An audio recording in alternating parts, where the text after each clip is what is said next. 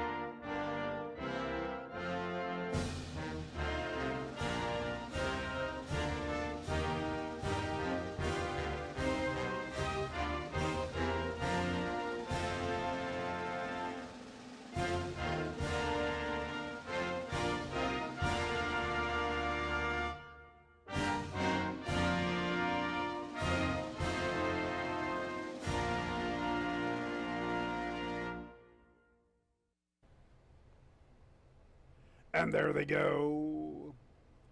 Funny Pursuit is showing pace. Comfortable Cat's a little quicker from her outside. Coffee Futures is right there with the pace from the outside.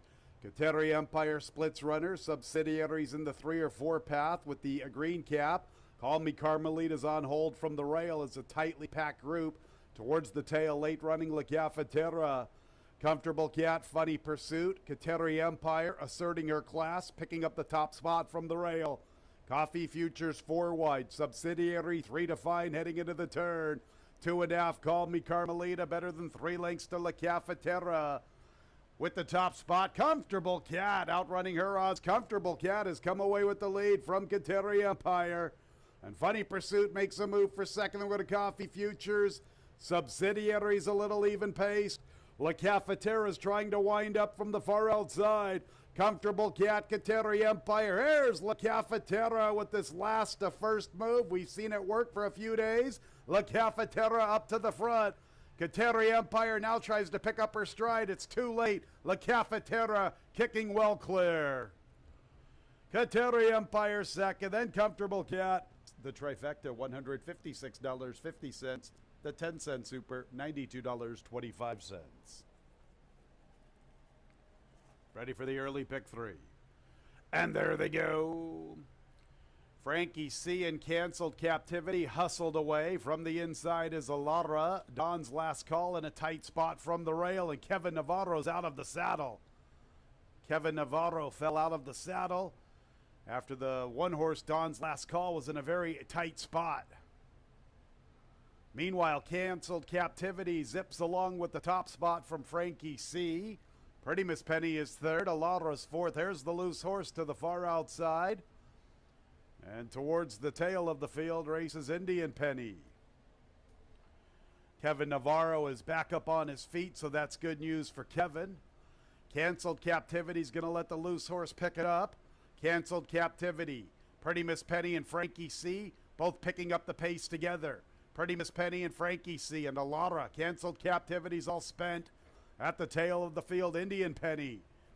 So we have Frankie C. Alara makes her move up the rail. Pretty Miss Penny 3 deep. Trying to take off Indian Penny. Canceled Captivity was good for a half mile. They race past the 3/8. Frankie C. from between runners giving way. Here's Pretty Miss Penny and Alara. Pretty Miss Penny and Alara. Frankie C. is third. Indian Penny fourth, trying to close in. Pretty Miss Penny and Alara. Frankie C. And to the outside, Indian Penny. Pretty Miss Penny comes away with the lead. Alara fights on. Indian Penny's trying to pick up her stride to the far outside, but it's Pretty Miss Penny with the lead. Pretty Miss Penny has the lead in deep stretch from Alara and Indian Penny and Frankie C. Pretty Miss Penny will win the race. Alara will finish second. Her stablemate, Indian Penny third. Frankie C. a long ways back in fourth. $20.25. Third race will start our Tuesday pick 6. And there they go. Civil Service is out for the lead. Bar 14 wants to show pace. Here's America's Justice. Forwardly positioned along the inside. He's going to pick it up from Civil Service. And Kevin Navarro opts for an inside path heading into the first turn as Brother Jeremiah is the last of the quartet. And America's Justice and Joel Cruz speed away. Open up better than two to Civil Service. Bar 14 pressing the action from the outside, and Brother Jeremiah's riding the rail, and he's only 3 lengths from the front. 24 1/5 for America's Justice. He makes the pace to the 5/8, about a length and a half to Civil Service. Bar 14 gets the worst of it. He's 3 wide up the backstretch with the widest position. Brother Jeremiah gets to save all the ground. A nice cozy from off the pace trip for him. Little less than 3 lengths from America's Justice. 47 4/5. America's Justice sped it up just a little bit as they head into the far turn. Here comes Civil Service, and he's going to really rev up the pressure. Bar 14 with the 3 wide trip, and Brother Jeremiah still at the back. America's Justice confronted by Civil Service at the quarter pole. America's Justice with a narrow lead. Civil Service has a 1/4 mile to go by. And here comes Brother Jeremiah trying to begin his bid up the inside. And Bar 14's at the back. Civil Service can't put away America's Justice, who's got fight from the inside. Civil Service and America's Justice. Bar 14 is third. Not today for Brother Jeremiah. Civil Service, America's Justice. Civil Service, America's Justice. America's Justice reclaims the top spot. 3 officially 2, 4, 5, 6. The double 5-2, $36.20. A 2-4 exacta, $17.20. Tuesday, pick 5. And there they go. Happy Time away in last. With lasting speed and Ruby's Mission vie for the top spot. Who Asked You stalking from the 3rd position. Our First Lady strides into 4th inside of Tintagel, and Happy Time is the last of all. And Ruby's Mission is the first of all, a little quicker than With Lasting Speed. They build up nearly 5 lengths to Our First Lady, joining Who Asked You. 3.5 clear of Tintagel. Another 2.5 to Happy Time. With Lasting Speed. The long shot, one of the long shots, gets the lead past the 3/8 from Ruby's Mission. Who Asked You, the lone debutante with a good-looking stride, racing to the quarter pole. Here she comes with her run. Who Asked You, looking pretty good at the quarter pole. And she gets the lead at the top of the lane. Ruby's Mission tries to fight with her With Lasting Speed from the inside. Tintagel fights for 4th with Our First Lady. Who Asked You? Finger Lakes top and bottom blood past the 8th pole. She's the leader from Ruby's Mission. Tintagel makes a move for 3rd. Who Asked You? A winning debut. Tintagel's up for 2nd. In 3rd, Ruby's Mission, Luis Perez. Race 4 is official. The double 2-5, $43.60, a 5-7 exacta. And there they go. Homedale Park away in last, but at least she's turning back in distance, and she's more of a late runner than a front runner. With the top spot, Dosage Mimosa's Christmas Dinner shows good pace. So too does Betty Rubble and Let's Maga, one from the outside. Cat Glasses Kathy makes a bid for 5th. Right there with her, Clifton Punch. Better than 3.5 to Winter Siren, joined by Homedale Park. So with the top spot, it is Let's Maga and Dosage Mimosas, and Christmas Dinner gets to stalk from her outside post, and she's trying to close in with her run outside of Cat Glasses Kathy. Betty Rubble gives way. Clifton Punch is 6 off the pace. 3.5 for 4 to Homedale Park with Winter Siren. Dosage Mimosas and Let's Maga. Here comes to the outside Christmas Dinner, and Cat Glasses Kathy's looking for somewhere to go in behind the top 3. And farther out is Clifton Punch, tipping to the extreme outside for the final 1/4 mile. Dosage Mimosas and Let's Maga. Cat Glasses Kathy. Christmas Dinner continues with her run, and here's Clifton Punch from the far outside. Dosage Mimosas looking for her 17th career victory. Late charge from Clifton Punch. Dosage Mimosas and Clifton Punch. Dosage Mimosas. What a salty veteran mare she is. And race 5 is official. 5-2-7-6. The double 5-5, $16.60. A 5-2 exacta, $19. 5 2-year-old girls. And there they go. Harley away in last. Quick start for Red Wine and Whiskey. She's enticing. Exodes wants to mix it up. Ella speeds into the fourth spot inside of Maggie's Palace. Moon Chariot from the extreme outside. City Kitty runs with her, 7 or 8 off the lead. Long ways back to Harley and Joyful Soul. So they race to the 3-8. She's enticing. Exodes. Red Wine and Whiskey 3 wide. Maggie's Palace now hitting her best stride, and she's a good 6 off the lead, and she has momentum past the 5/16 as Red Wine and Whiskey's up to the front. After her races Ella Speed, so let's stick with the leaders. Red Wine and Whiskey, she's enticing. Maggie's Palace making up a lot of ground up the inside. Red Wine and Whiskey, here comes Maggie's Palace along the fence at the 8th pole. Maggie's Palace with momentum trying to come and get Red Wine and Whiskey. Maggie's Palace, Red Wine and Whiskey, up goes Maggie. Maggie's Palace in front. Red Wine and Whiskey big in defeat. 3rd and 4th tied, Ella Speed, and she's enticing.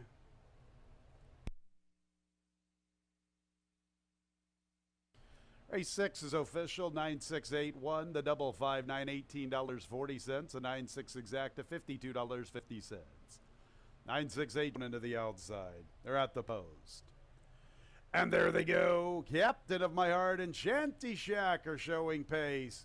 Dr. Kraft wants to go on the stretch out. Here's Color Commish. Raylu always is aggressive, and he has him forwardly positioned.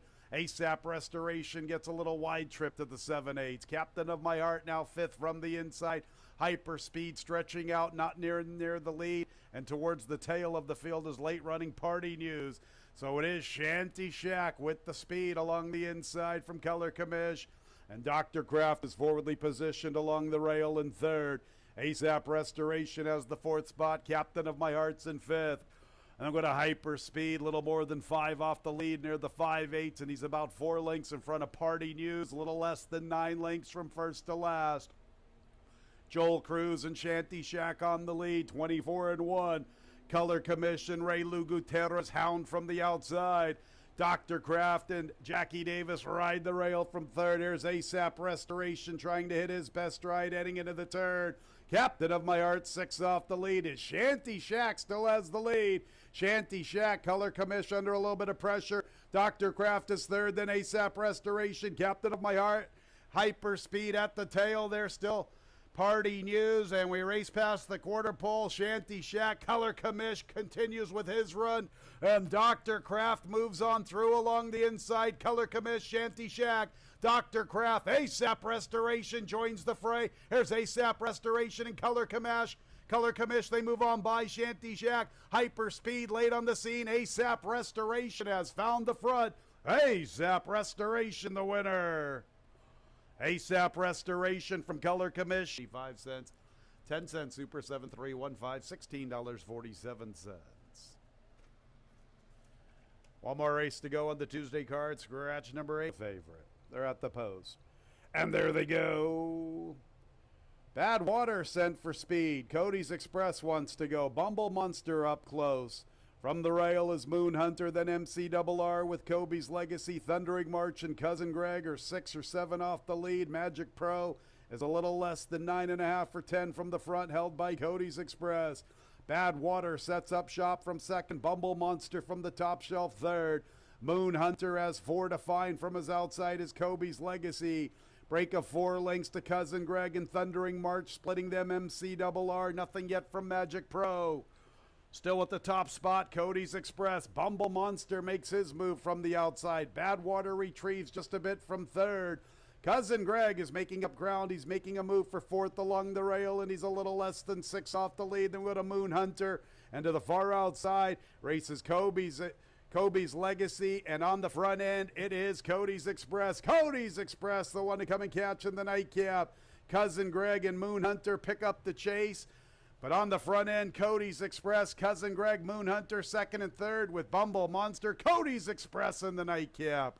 There's Cousin Greg into 2nd, then Moon Hunter checking in 4th. Bumble Monster.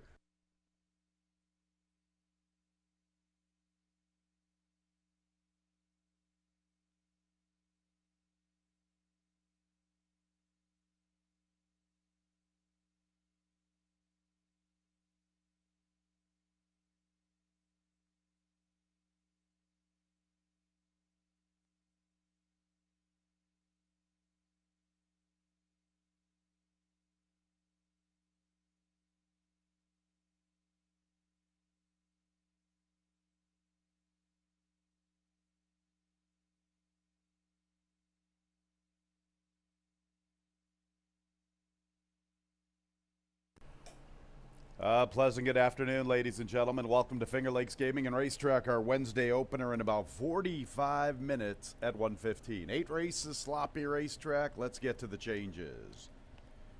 No changes in the opener. Race 1 is clear of a change. Race 1 will start the early double and the early pick 4. Second race will kickstart the early pick 3. Scratch the 5, Noah's Destiny. 5, Noah's Destiny. Scratch from race 2. Third race will start the pick 6. No carryover this afternoon. Scratch 1A Unflappable Max. 1A Unflappable Max. Scratch from the third. Our Wednesday pick 5 starts in the fourth race. Scratch 4 Breaking Stones. 4 Breaking Stones. Scratch from the fourth. Fifth race will begin the late pick 4. No changes in the fifth. Race 5 clear of change.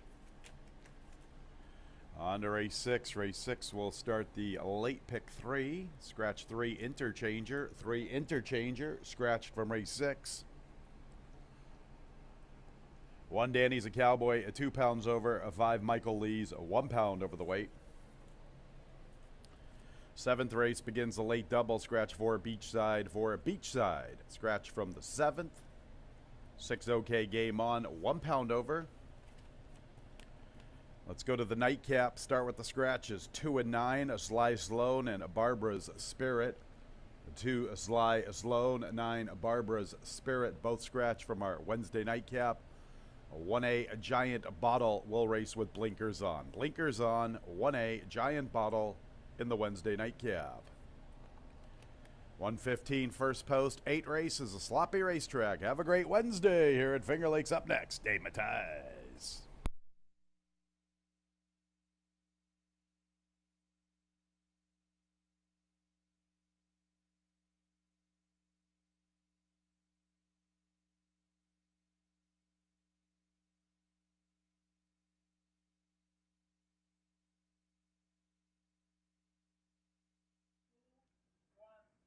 And welcome everybody to Finger Lakes Gaming and Racetrack. Got that rain yesterday, more rain overnight, still a little wet out there. So it is supposed to clear up at some point today and be nicer later. But as of now, well, we got a sloppy racetrack. So make your picks accordingly, make your plays accordingly with that sloppy track. Yesterday we did well. The Apprentice Riders, seeing the Apprentice Riders doing very well. Lately, we had a few of them this year. We welcome Sophia Vivas as well. She's been riding up in Canada. She'll be riding on today's card. 2 wins yesterday for Carlos Barbosa. He's looked good, and he's doing well, really taking advantage of that weight advantage that he has. Riding a double on yesterday's card. Congratulations to Carlos. We are going to continue running Monday through Wednesday, so we don't have live racing again until this coming Monday. So enjoy the days off as the summer's winding down. First race, a 5,000 claimer today. This one is that split condition, non-winners of 2 races since a date, or never won 4 races lifetime. Well, it is a competitive field. I did go with Candy Zip as my top choice. I don't expect anybody to be a real clear-cut favorite. It looks like Production Credit on the drop-in class is the current favorite, early anyway.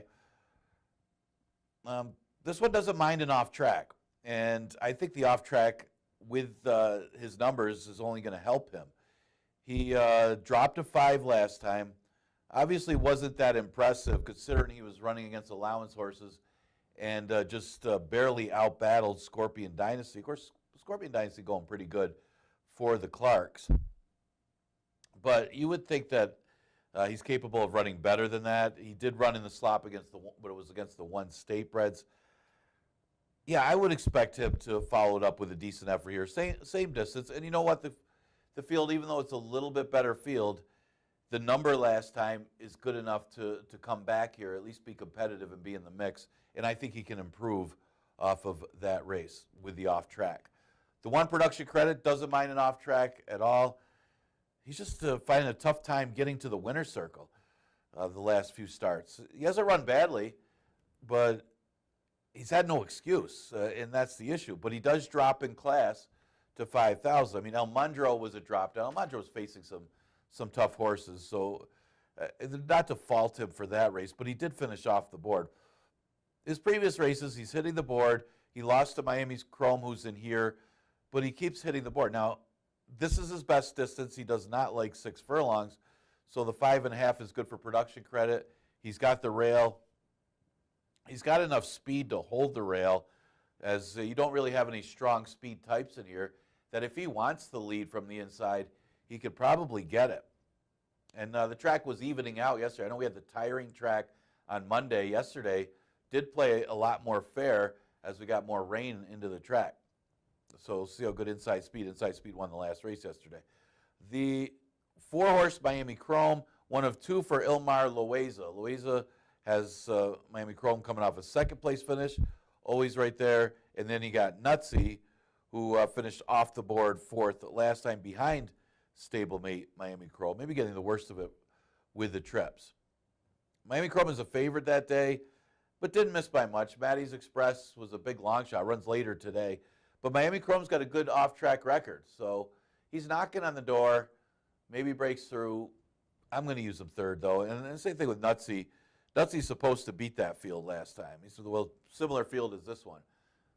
So I don't give, I mean, you can give an excuse. Horse didn't have a great trip in there, but he was still supposed to win.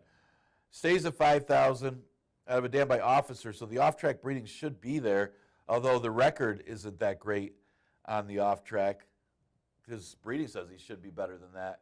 And he definitely plays if he can bounce back with a better effort, staying at 5,000. I'm going to go with the 5, 1, 4, and 2 in race number 1. As I see, that one gets Raylu. Second race, 5,000 maiden claimer, going 5.5. Scratch the 5, Noah's Destiny. Tough to, I like the 3 inside horses. I don't know about Iron Horizon. You got apprentice riders on the other 2. It's a tough 5, both 5,000 maiden claimers. Obviously, none of them are world beaters, but both races seem to come up pretty competitive and a lot of question marks. And how about the last race today? The 1-horse Dancing with Rico, yeah, he's on a class drop, but his races here, even though they were special weights last year, weren't that good. And then he got Run DMC. He's had 2 starts against Tougher. He drops after running on the Naira circuit. That's a Maryland bred. He got bet last time, and this one's not firing at all either. I'm going to go the other drop down, Uncle Milty. Now, I didn't like the horse last time. I don't know why the horse got bet down as much as it did. I was really shocked, by the way, with no excuse against Slightly Tougher in those special weights. Man, they bet him early, and they bet him a lot in that race, and it was tough to, with no excuse to even play him against the 11 and 9s. But at 5,000, at 5.5, I think you got to consider this horse as a win threat today. Last time he ran 5.5 was earlier in the year against maiden special weights, and he was beaten by a horse called Fiery Heart. Now, Fiery Heart rattled off like 3 in a row. That's how good that horse was, and Uncle Milty not that badly beaten. Now, he's got some decent route breeding, but that doesn't mean he can go long. That doesn't always hold up. You know, it's the same for all people and all animals. Maybe 3 of the 4 can run long if they have the route breeding, but maybe there's just that one that doesn't. And that might be the case for Uncle Milty. He's stopping with no excuse in those route races. And now turning back, I think this might actually be a better distance for Uncle Milty. And at 5,000, he should win. It's just a question mark of how good these horses are coming in. Is it just the competition that's tougher? It's really tough to gauge a horse like Run DMZ, who did flash some speed. He does look like the speed of the race. So if front speed is good, you got to like this horse. And that was on a muddy racetrack. He did stop, but he was up there for a little while, and at least you know he's probably going to get the lead against these horses, you would think. And it's only 5.5. The class relief alone should help Run DMZ. And the same thing with Dancing with Rico. He's been facing tougher. He didn't do so well those 2 trips here. But he did run against a Caltech who was sharp, and it was a decent field, the other special weight race that he was in way back when in October. The other thing is he hasn't raced yet this year. Sometimes with maidens, it doesn't matter. Sometimes it's a positive, but he does drop, and he's got to be considered in race number 2. So competitive second race for 5,000 maidens. I went with the 3-2-1. Get a little bit of price. Morning line at odds of 7-2 for Uncle Milty. And with these 5 and 6 horse fields today, once in a while, if you can get that value, you got to take it, because you probably get a lot of the shorter prices today with the shorter fields. Third race starts at $1 pick 6. We do scratch the 1A, Unflappable Max, and this is our feature, and it's a good one. I mean, this is a stakes caliber field, and we're left, well, of course, we started with 5 betting interests. We do lose the part of entry. Now, depending on the race flow, I can see any of these 3 horses winning. Flying Emperor, man, he's not going to be worse than second, unless some mishap like he stumbled at the start a few races ago. But Flying Emperor is always first or second. It's just a matter of winning. Ladies Golden Guy can't catch a break. The horse, the last 2 sprint races he's had troubled trips. So that one's got to be considered here. He looked phenomenal in his season debut. He also looked pretty good in a route race where he's not as good at that distance. And then he got Beta, and you can't really hate on Beta either. It's just a matter of, can he get the same kind of pace setup as when he beat these horses when he was last here a couple starts ago. So it all depends on pace flow. They're pretty evenly matched, at least these 3. I don't know, Acacia Casanova, maybe the off track could be an equalizer. I don't see him quite as good as the other 3. He's gotten some good racing luck in some easier fields. Maybe the off track does help. Writer's Regret, yeah, he's usually an underneath type. But as far as the win threats, Flying Emperor, Ladies Golden Guy, and Beta depends on how the race flow goes. Mention Ladies Golden Guy. I mean, I like Flying Emperor on top, mainly because of the off track. I think if there's a horse like, well, Acacia Casanova probably likes it the most, but if there's another horse that enjoys the off going, it's probably Flying Emperor. He's always first or second anyway, so to have 3 wins and 2 seconds on the off track, that's just keeping his form. And sometimes that's all you need to do when you're talking about off track. I always talk about that, especially here at Finger Lakes. It's not that the horses step up on the off track, although we always say that. It's just that the others don't, and they keep their form. Some of them do. Some of them do actually run a lot better numbers, but you'll notice the reason they run better numbers is because it's relative to the rest of the day, and the other ones are running lesser numbers. So he keeps his form, and that's pretty big here. And I also think he might show a little more speed to get the front end. I know Writer's Regret and Ladies Golden Guy also has some speed, but I thought Flying Emperor, more of a stocky trip last time, stalk and chase. Today, might get the front and might hold on. One thing I always say, he's very consistent. The only thing about that is he does have a few more seconds than he does wins, but man, you don't get any more consistent than Flying Emperor. Plus, the other thing I liked about Flying Emperor, the barn's been good. Everything in this barn has improved, at least from their prior starts, over the last couple weeks. So that's something always to keep an eye on. You got to always say that about the breed barn, too. The breed barn is going very well, too. They got that Jack and Barney horse that looks really good in his first 2 starts. But Ladies Golden Guy has just had some really, really bad luck. I mean, this horse ran in the George Barker after being the main speed going short and got bothered. I mean, probably was going to be first or second and got bothered in that race and actually claimed foul, but was disallowed. So it wasn't bad enough to take the other horse down. Wouldn't have helped Ladies Golden Guy anyway, because he ended up 4th. But he did have the troubled trip. Tried a route, and I thought the horse ran phenomenal considering he's better bred for the sprint. He almost won the race over Beta, who's better bred for the route. And then last time, again, kind of watched it. I'm not sure exactly what happened. I think it just got a little bit tight about halfway through that race that had to check out of it. And I think after that, after having to go quick to keep up with the first quarter with Disco Dino and others, and then checking out of it, just never really was able to get the momentum again to try to rally on the outside. So he's had troubled trips the last 2 sprint races, and the other race was a route. Can't give up on Ladies Golden Guy, who's always, the last couple of years, been one of the top sprinters on the ground. And then there's Beta. Can't really fault anything that Beta's done. He had no excuse at Saratoga, but that was a tough field. I actually do think he's better going long than short, but he's got some punch going short on these turnbacks too, because you know, the speed comes back to him. And if Flying Emperor and Writer's Regret and others, they do battle, kind of like the other race. I mean, he had a line of horses to run at, and he got a perfect trip. I don't want to say perfect because he kind of altered a little bit, but he did come up the inside, save some ground, and was able to go by the speed of Disco Dino. Got a little bit tired late, and he out-rallied Flying Emperor. Could happen again in this race, but if Flying Emperor can get the lead and not have to go too fast, might be tougher for Beta to run them down. All depends on pace flow. Really good feature race, race number 3. It's like a stakes race. I went with a 4-5-2.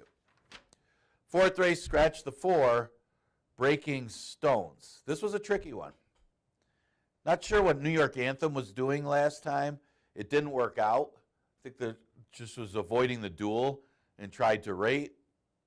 It really was a double whammy for the Institute because the winner got loose on the lead and the Institute got bothered by New York Anthem. So if New York Anthem would have finished ahead of the Institute, New York Anthem would have been disqualified for coming over on the Institute earlier in the race. That one had to check pretty badly. And I'll talk about the Institute because I got him second.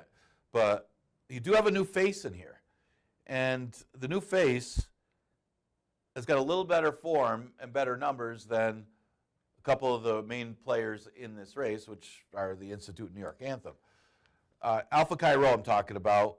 And the other thing with Alpha Cairo, it looks like he's an off-track lover. And that's the big thing today, especially these first few races, as we're starting out with Sloppy. Even though it's clearing up today, I think we're still going to have a wet racetrack for the 4th. And if you got some evenly matched horses, you kind of want to have a horse that actually at least takes to the off-track. And obviously, Alpha Cairo does. He's 3 for 6, 50% on and off track. And here's a horse out of a dam by Unbridled. I do like the last 7 furlong race he had at Charlestown. I mean, the horse ran second to a next out winner. The Council Mission was a pretty good one. And then last time, tried a route, but he went pretty quick. He was sent to the front end and went 47 in a really tough field. So he turns back in distance here 6 furlongs. He won't be that far behind New York Anthem, though, that with the off track, this horse can chase him down. Looks tough. I mentioned the Institute. I mean, he's getting better with each start. But last time, man, I mean, you talk about having an excuse. First of all, this other speed didn't go. And Forward Motion found himself out there with an easy lead. He had a couple horses that had bad starts. I mean, you talk about bad racing luck, talk about Ladies Golden by. Talk about good racing luck when you're talking about Forward Motion. I mean, things couldn't have gone any better that race for Forward Motion. First thing was New York Anthem today was they were outside, so they decided to rate behind the horse. That helped his chances. A couple horses got off slow. And then not only did New York Anthem stalk, he came right over on the Institute, and the Institute had to check. Obviously, the horse would have come down if it finished ahead of the Institute because of what happened that race. But the Institute still ran second after that early mishap. So I would think that this horse is running better and could improve even more this race, that if the new face doesn't have it, at 5-1, he could be tough. Now, the other scenario would have New York Anthem on a good, if today's a good inside day, going gate to wire. Father Walsh decides not to challenge him. And, I mean, Father Walsh isn't really that fast, and I think that's what happened the last time they faced. New York Anthem went 23 for the first quarter. Father Walsh sat behind him and then tried to challenge him late, and probably why he lost. He did break. He was one of those horses that broke bad in the Forward Motion race last time as well. Like, man, like I said, that race you can almost throw out for the horses that were in it, just because of what happened with the scenario and the good racing luck that the winner had. Not really hating on Forward Motion. He still ran a pretty good race, but things did go well for that horse. And then from a handicapping betting standpoint, when you're talking about the horses coming back, you got to kind of give them a positive that they were compromised by the pace that day and by the other mishaps. So I'm going to go with the 3-5-1 in race number 4, and I talked entirely too much about that race. Fifth race, we'll start the late pick 4. It is an allowance race. Non-winners of a state bred. Another new face in here. I know Jeff Engelhardt and Caitlin Gutterson, they look for horses that are New York breds to bring here for this one state bred condition. And this one fits the bill. High tone. I mean, good form. Was here before, ran a good third behind Honor Among Men, who got loose that day and is a tough horse anyway. That one wasn't coming back. The big question, I think the only question, is the distance, because this horse has got a really big Tomlinson for an off track, plus the one time that this horse ran on an off track is his highest lifetime buyer. So as far as the off track is concerned, this horse likes it. The only question would be the distance. He's got a good numbers for you. Obviously, he's by Tonalist. I mean, you look at the breeding. This horse is actually a foal to a horse called the Reds, who was a router, actually was a stakes winner going long, and all 3 career wins were going long. He was second in the grade 2. So the route breeding is definitely there. He just was against some tough horses in his previous 4 starts going long.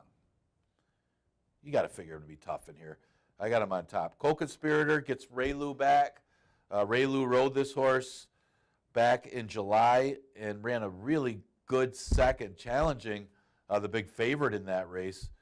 And it did end up being pretty close. I mean, Dates Freedom is no slouch. I mean, Dates Freedom had won a couple in a row, and Co-Conspirator didn't miss by much against that rival. Didn't get as good a trip last time, and now goes back inside. Outside to inside is a pretty good move for Co-Conspirator as well. Now here's Waldo. Here's Waldo coming here from Penn National. Actually, he's run here before, a couple starts. I'm going to call Here's Waldo the every other horse. You know, you always see these horses that are a little bit on the inconsistent race, but you look at the last 4 wins. I mean, I'm going off the board here. I mean, but it's just a funny scenario. Obviously, it's just coincidence, but his last 4 wins, they've been every other race, and then the other races, he finished off the board. So if you're using logic, you would say, well, this might be the race that he finishes off the board. Obviously, that's not handicapping, just having a little fun. But the horse does play in race number 5. The 4 horse is Octu Lieber. Octu Lieber had a couple second-place finishes against allowance types before being over his head. You know, you can't blame people for taking a shot going to Saratoga. It's a nice trip. You get to sit with the other owners. But, yeah, he had no shot in that race. And now it comes back to Finger Lakes, and he does have a chance in here. He does have a win on the off track in the past. 3-2-1-4 in race number 5. 6th race, 5,000 maiden claimer, going a distance of 1.70 miles. Scratch the favorite, the 3 Interchanger. Man, that one didn't fire at all his first trip over the track. Well, we won't see him today, and it also opens up the race a little bit. I'll try to look at this from a pace scenario, as obviously there's no standouts in the $5,000 race, kind of like the earlier race. But if you could forgive the last race for Saratoga Red, you should be able to bet him today if he can run back to his form. Looks like the inside speed, actually, in a slow field. Obviously, I don't know what's going on with Danny as a cowboy. But Saratoga Red also has a pretty good number for the off track. So if this horse can hold the rail over foot traffic, get the lead, obviously foot traffic's got a little speed going long too, but if he can hold the rail, I think he's got a good chance to win this race. Not much to be. They faced before. I mean, he finished ahead of foot traffic when they faced back on June 12th, but that day he was able to do the same thing. He had the rail and was able to get the lead over foot traffic. So I could kind of see the same scenario in this race, as those two look like the two that might be out there, and the pace scenario should be the same as that day. The 4 horse is a little bit of a long shot that I'm going to use for second. She Speaks Well. This one ran on a good racetrack on the 11-9 level against Old Point. Obviously, that horse is much tougher than anything in here, but he's beaten less than 10 lengths to that horse. That puts him in the winner's circle here. Can he repeat that effort? He's been over his head. It takes a much-needed drop, and it's not like he's a horse that has been running in a certain condition, and then started running bad. Now we're going to drop him to 5. No, he's a horse that's just running over his head, and he belongs at 5, and he has a chance to win today, dropping in the bottom.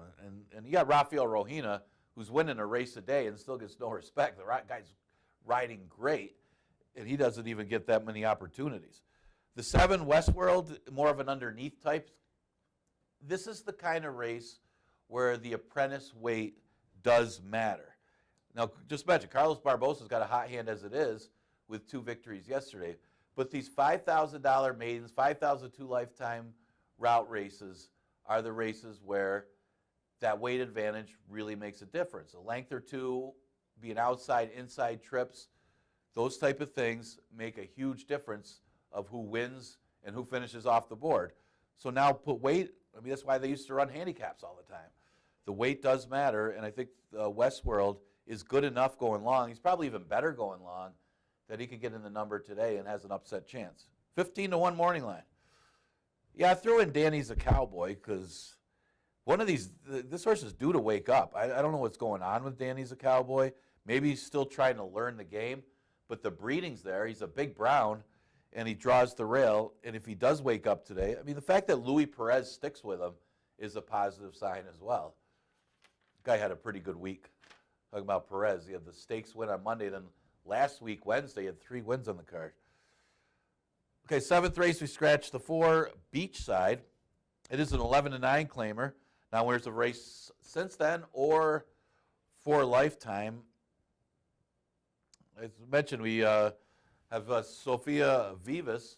She's obviously not a new apprentice. She's been riding in Canada and riding very well. Albie is a question mark as far as the surface, but actually ran pretty well on the surface last time against a tough allowance group. I mean, this horse was running primarily on the turf and on the artificial surface. Did have that race off the turf. And in the 4 dirt starts, does have a 2nd and a 3rd against arguably tougher competition. Last race, yeah, wasn't bad at all against allowance horses. Running 2nd, just mentioned, Dates Freedom. That race is good enough to beat these. So if he repeats that effort today, could be tough. And again, that off-the-turf race that he finished 2nd shows that he can run on an off-track. Don't Poke the Cat, I don't have faith to win. He has hung a couple times, both against Royal Suspect. Of course, you know, I'm saying he hung, but you know, Royal Suspect also is a pretty game horse coming back on. He'll repel the challenge. So maybe a combination of both. As at least he's getting out of the starter condition where he doesn't have to run against Royal Suspect, because Royal Suspect has been the giant killer when it comes to Don't Poke the Cat because he keeps beating him. Well, you don't have to worry about Royal Suspect here, and maybe that's why he got out of the starter condition to run against the 11 and 9s. Going to be tough. Jacoba, yeah, the horse won for 5, but won for fun for 5. And one of the things I always look for, not just how you win, but also how the track was playing that day. He was against the racetrack. That was an inside day, and this horse rallied on the outside and won for fun. Granted, he didn't beat a great field, but he came back and ran a good 4th behind Royal Suspect and Don't Poke the Cat. Good enough to be competitive here. I'll throw Lobotomo 4th, just on the slight drop in class, but he hasn't been firing lately. He does have that 1/3, but maybe passing some tired horses there going short. He's supposed to be better going long, but the last couple starts, just not firing at all, now gets a little bit of class relief. Maybe that's all he needs. Last race, scratch the 2, Sly Sloan and the 9, Barber Spirit. A couple of the major players here in the last race, and that makes this race kind of difficult. I mean, the logical horse is the 5, betting on a stone. I mean, it's not so much that he lost that race. I think the Connections lost that race when they opted to rate in a paceless race. And speaking of Rafael Rohina, he just was smart going to the front end. I mean, that horse didn't even have any speed, and he was just aggressive in 47. This horse should have been on the lead and would have won. Now, this race, there's more speed. He's not going to do that. But it's also a very questionable field. I mean, you got horses that are coming in here that are losing by a mile, but have excuses and running against better horses. So I would assume with the form on a couple of these horses, I don't know if they're going to respond to the drop so much that they'll beat Betting on a Stone, but Betting on a Stone is knocking at the door, sitting on a win. And today he might just win by default. Mentioned the entry, Sarah's Pride. You know, you watch the last race, it's almost like, I'm not so much that she got tired, it's almost like she quit trying halfway through the race. And maybe it is an equipment issue that she tries the blinkers on today. Her best race was way back when in the mud against Maiden Claimers and Aqueduct, where she hit the board against those horses. Obviously good enough to win here if she could repeat it. You also got Giant Bottle adding blinkers, but that one, man, that one needs to have some huge improvement. So obviously Sarah's Pride is the better of the two. The 7, Princess Riley. Don't overlook this one at 10-1. I mean, she's got an excuse last time. She did break poorly, and then never really in it after stumbling to start the race before. So the big thing for Princess Riley is she's got to get out of the gate. If she does, she has a good chance to win the last race. I mean, if Sweet Tooth Sue could beat Betting on a Stone, Princess Riley should also have a good chance to beat Betting on a Stone. Striking Melody is another interesting one. They thought enough of her to run her in the Lady Finger Stakes. First local start anyway. That was in the slop, and it's not like she ran that bad. She did beat one horse in the race, but she's been overmatched. She's another one. It's not so much that her form just went awry, went bad. She's just a horse that's been overmatched by the competition she's up against. So gets much needed class relief. And third start off the lift. Technically, it's only her third start of the year that she might run her best race and win here. 5-1-7-8 for me in today's last race. Well, enjoy today's card. Hopefully, we'll get some nicer weather. It's supposed to clear up, but do expect an off track for most of the days. We're going to start off as sloppy. We're going to continue Monday through Wednesday racing here for the month of August. Next live racing day will be Monday with that 1:15 first post. So I'll see you then.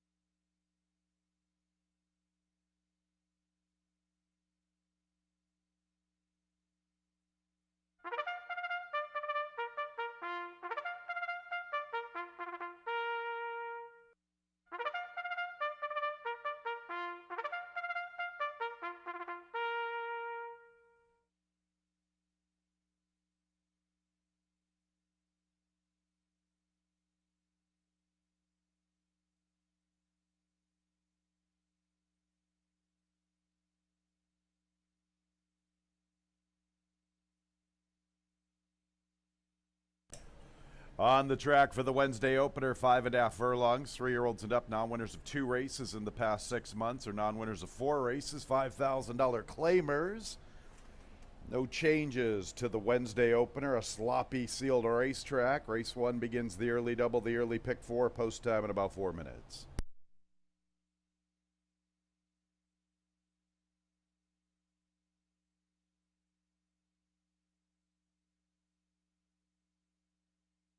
Here's the field. Number 1 is Production Credit and Emmanuel Di Diego. Next will be number 2, Nutsy Relu Gutierrez. 3 is Dr. Lloyd and Michael Davila Jr. 4 is Miami Chrome, Luis Perez, stablemate to the 2, Nutsy, Elmar Loaiza conditioning the 2 and the 4. 5 is Candy Zip, Heeman Harkey. And the 6 is Smokin' Alone with Rafael Rohina Jr. A little more than 3 minutes until the Wednesday opener.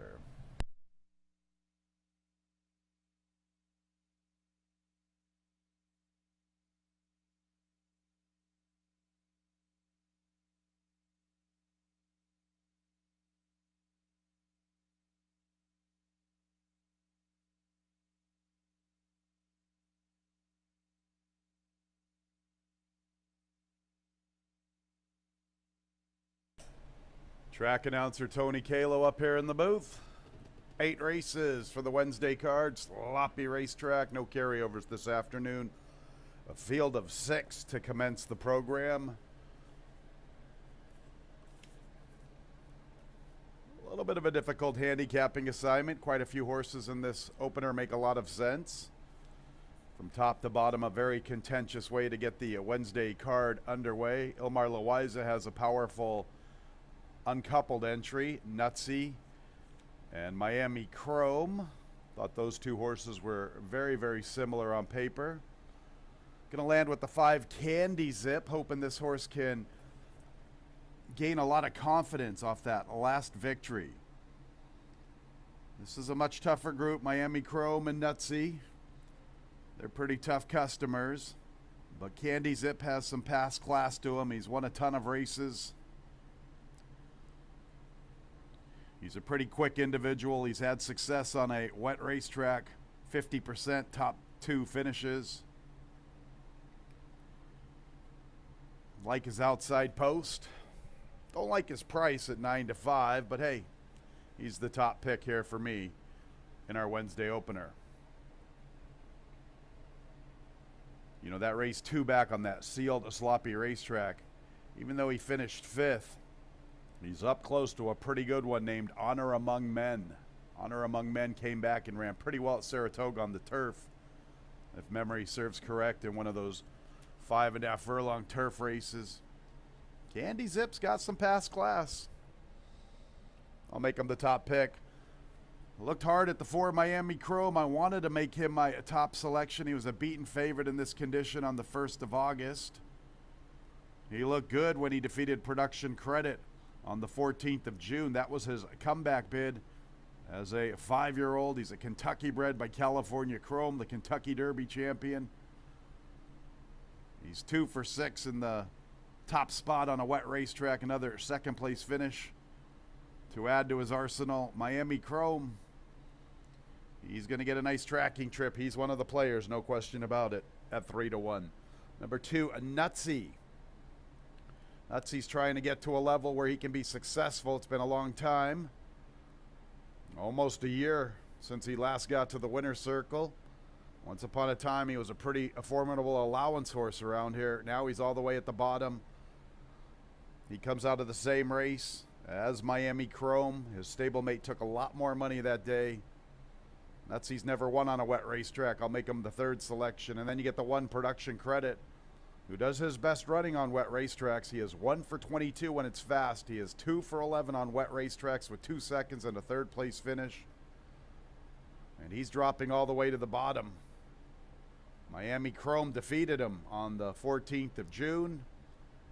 It's a nice placing for him. Ralphie D's putting him in a spot where he has a chance to succeed. He could be a little dangerous in this spot He's 3-1. It's not the easiest condition $5,000 claimer. Those 4 horses I've talked about are all pretty nice horses. We didn't even mention Dr. Lloyd and Smokin' Alone. They've run some big ones. It's a good way to start the Wednesday card. Post time in a couple of minutes.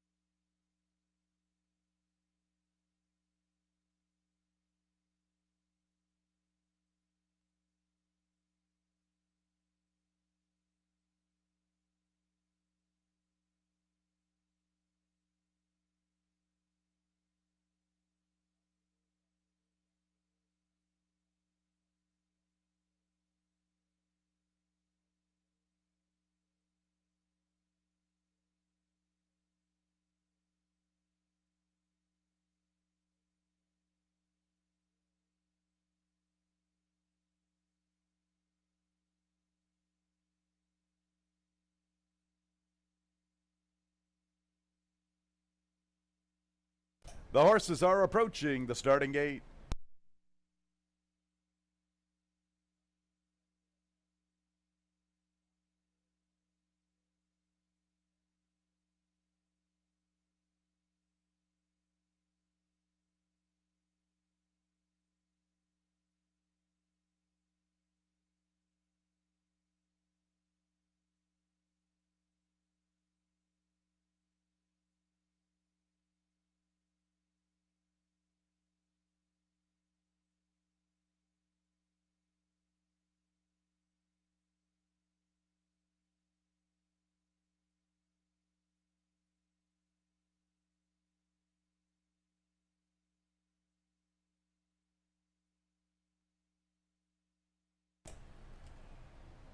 It's post time for the Wednesday opener.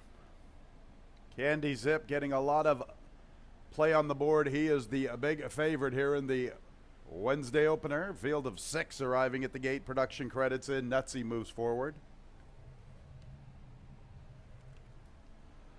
There's Dr. Lloyd. Miami Chrome, one of 2 for Ilmar Loiza. Nutsy, his stablemate. Nutsy for Victor and Nancy Salvato. Ilmar owns and trains Miami Chrome. There's Candy Zip, the big favorite, and Smokin' Alone will be the last of 6.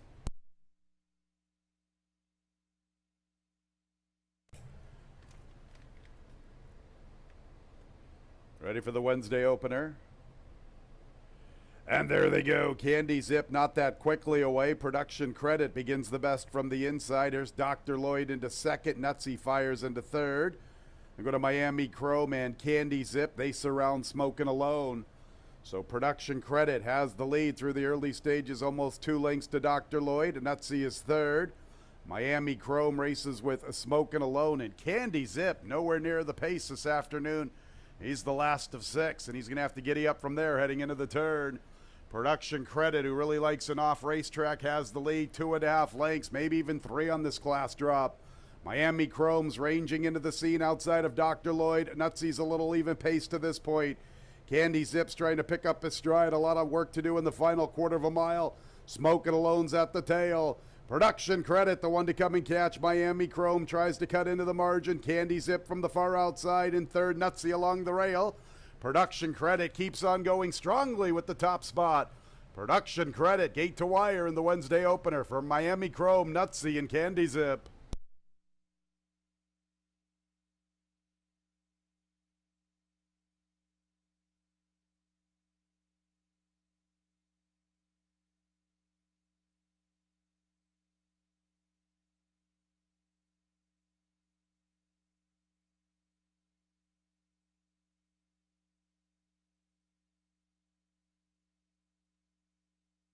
Production credit all the way with his inside post. 1 minute 5 and 41 100ths.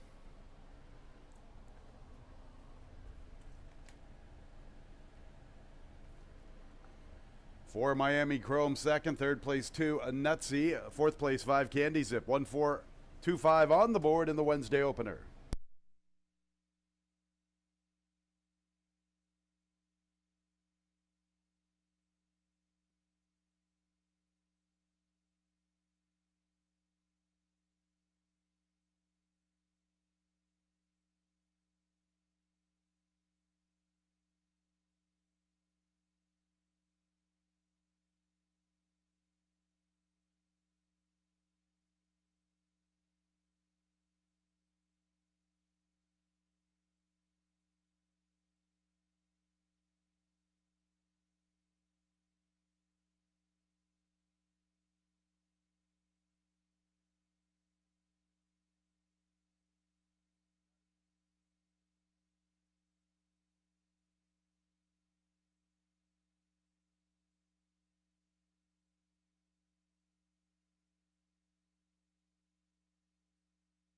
Production credit is in the winner's circle. He is a 5-year-old dark bear brown gelding by Central Banker out of the dam right on it.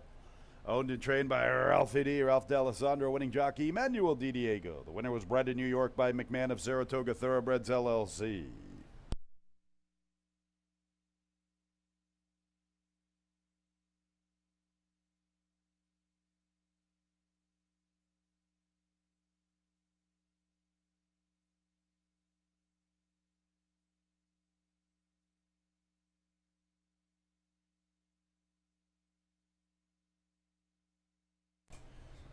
And the opener is official, 1425. That exacta $22.40, a trifecta $12.25, a 10-cent super $4.85. Second race, 20 minutes away, 142 is the post time. Scratch 5, Noah's Destiny. Racetrack now listed as Muddy. Muddy. Early pick 3 in about 19 minutes.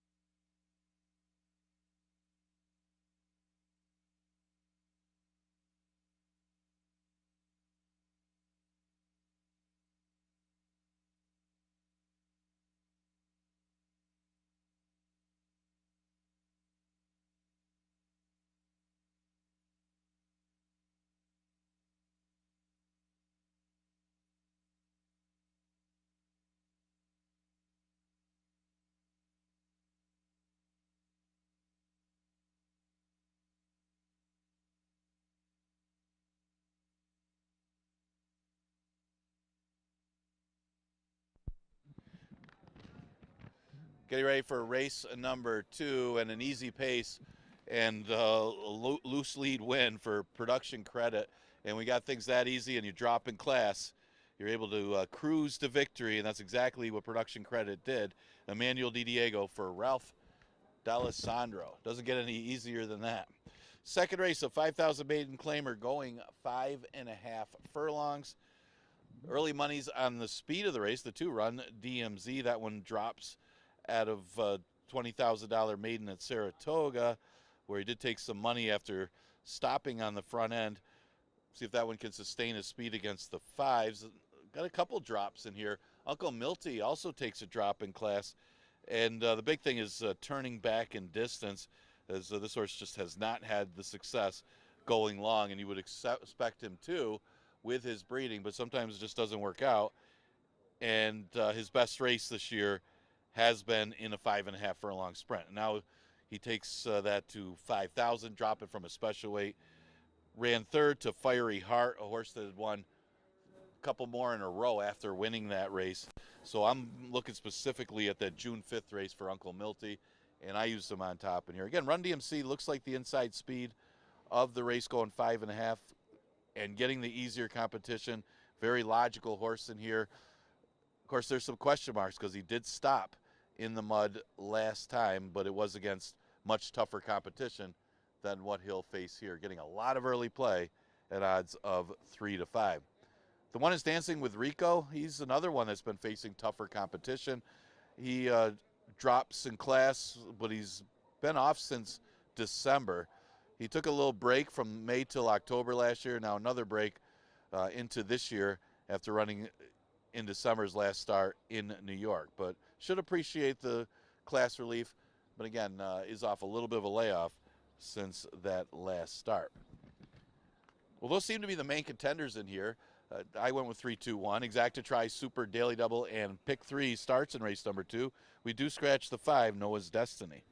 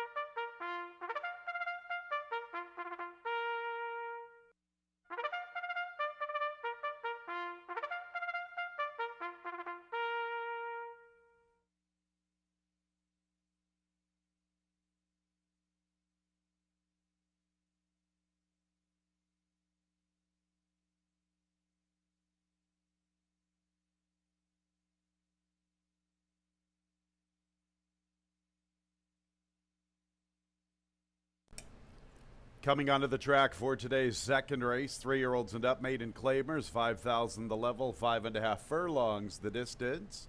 Scratch 5, Noah's Destiny. 3, Uncle Milty, now 4 pounds over the weight. Racetrack is now listed as muddy, a muddy racing surface. Race 2 starts the early pick 3, post time in a little more than 3 minutes.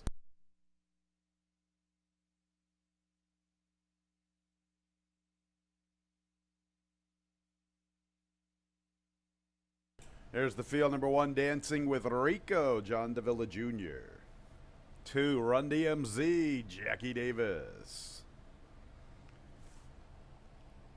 Number 3 is Uncle Milty, Juan Diaz, now 4 pounds over the weight. Next will be the 4, Greek Easter, and the bug girl, Sophia Vivas. Scratch 5, Noah's Destiny. 6 is Iron Horizon, and the bug boy, Carlos Barbosa. That's the group for the second race, post time in a couple of minutes. All right, so we've got a few bugs here in race 2. Didn't mention that Juan Diaz, also a bug boy here in our second race. Sophia Vivas in town this afternoon. She's been riding regularly at Fort Erie. She's been doing some good work, it looks like. She's already has 51 winners this season, so nice to have her here on this Wednesday card. She's the jockey aboard number 4, Greek Easter. Kind of went with the class droppers in here. Number 2, Run DMZ, because this horse had showed good speed in both of his career outings. One against maiden 40s at Belmont, 7 furlongs on the turf. Recently at Saratoga in the mud over a sealed racetrack. That's what we have here today. That was against maiden 20s, had the lead to about the top of the lane and then backpedaled all the way to the bottom. $5,000, a Maryland bred. Figured if he's quick enough to make the lead in 22-1 at Saratoga, he'll probably be pretty difficult to handle here at Finger Lakes for $5,000. 4 to 5. The price is rather light, but like we just said, good enough to make the lead at Saratoga against better. Probably pretty salty here. But there are a couple other class droppers, including the 3, Uncle Milty, who drops in for $5,000 for the first time in his career. You know, is Uncle Milty better sprinting or 2-turn races? He did run a decent third to start the season against maiden special weights. He's got a lot of route foundation in his corner, and the favorite is by no means a cinch here. You know, anytime you get horses who show pace and they backpedal, it's hard to take them on short prices. At least Uncle Milty has a lot of foundation in his corner. He should be in a good spot turning for home. And at 5 to 2, he's a viable alternative, that's for sure. As is the 1, Dancing with Rico. 4 to 1 for the dynamic duo, John Davila Jr. and Chris Englehart. Taking a significant class drop himself, like our current favorite. Hasn't run yet as a 4-year-old. Did fire a good race once upon a time back in early April of 2022. That race would make him somewhat tough in this spot. That was a good second against those state-bred 40s. Chris does good work off the layoff, 24% here in the daily racing form off 180-plus days. 2-3-1, race 2 starts the early pick 3.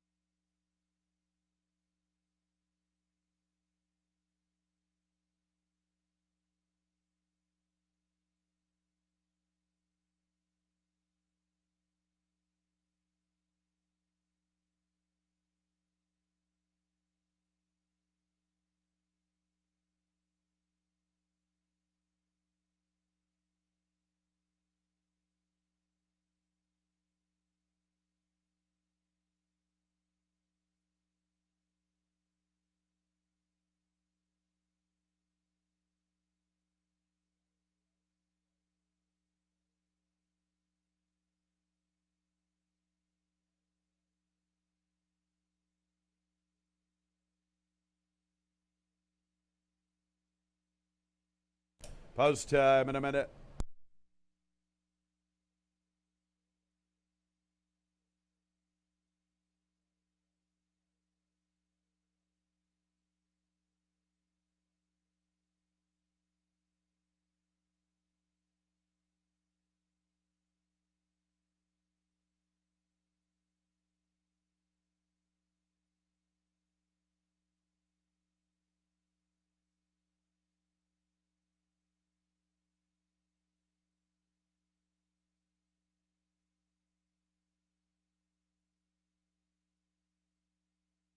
Nearing the gate.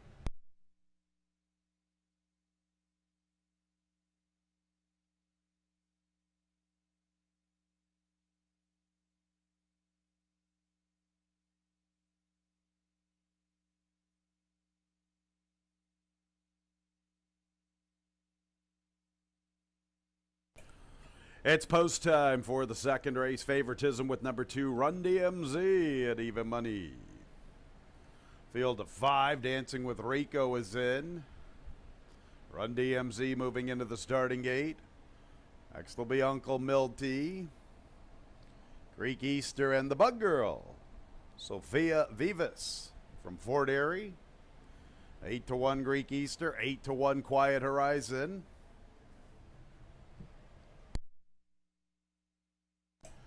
Ready for the start of the early pick 3. And there they go. Uncle Milty with a quick start. Quiet Horizon also showing pace with Greek Easter. Run DMZ is going to prove to be the quickest along the inside. And Dancing with Rico content to be the last of 5. Run DMZ up to the front from Greek Easter. Quiet Horizon third. Dancing with Rico makes a move into fourth from the inside. And Uncle Milty is the last of the quintet with 6 lengths to find heading into the turn. Run DMZ, utilizing his speed to the fullest, opens up from Quiet Horizon. Dancing with Rico launching his charge in the 2-path, covering Greek Easter. Nothing from Uncle Milty. Run DMZ has the lead. Dancing with Rico is trying to close into second inside of Quiet Horizon. They're at the top of the lane, and Run DMZ is the one to come and catch. Quiet Horizon continues to chase the chalk outside of Dancing with Rico. Greek Easter is fourth, then Uncle Milty. Run DMZ opening up with ease. Run DMZ. It's tricky to rock a rhyme, that's right on time. It's tricky. Run DMZ in front from Iron Horizon, Uncle Milty, and Dancing with Rico.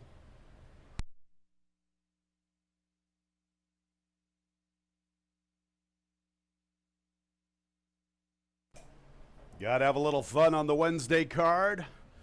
Wrapping some Run DMZ with Run DMZ here at Finger Lakes. Gate to wire winner, 1 minute 5 and 96/100ths. 6 Iron Horizon second, third to the 3 Uncle Milty, fourth place 1 Dancing with Rico. Make sure to hold all tickets.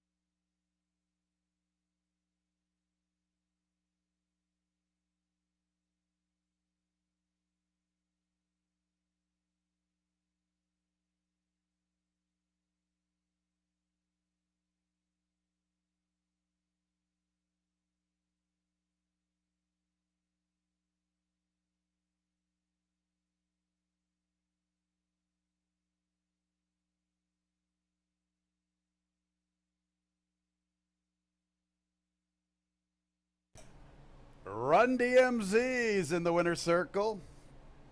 That's it for my Wednesday wrapping. A 3-year-old, a big gelding by Carpe Diem out of the Dam Aroma de Mujer.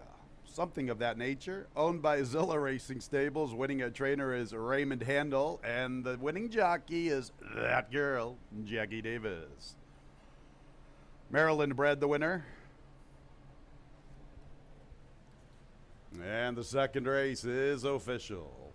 2631. Early double 1-2 $18.80. 2-6 exacta $28.40. 263 trifecta $15.87. 10 cent super 2631 $6.30.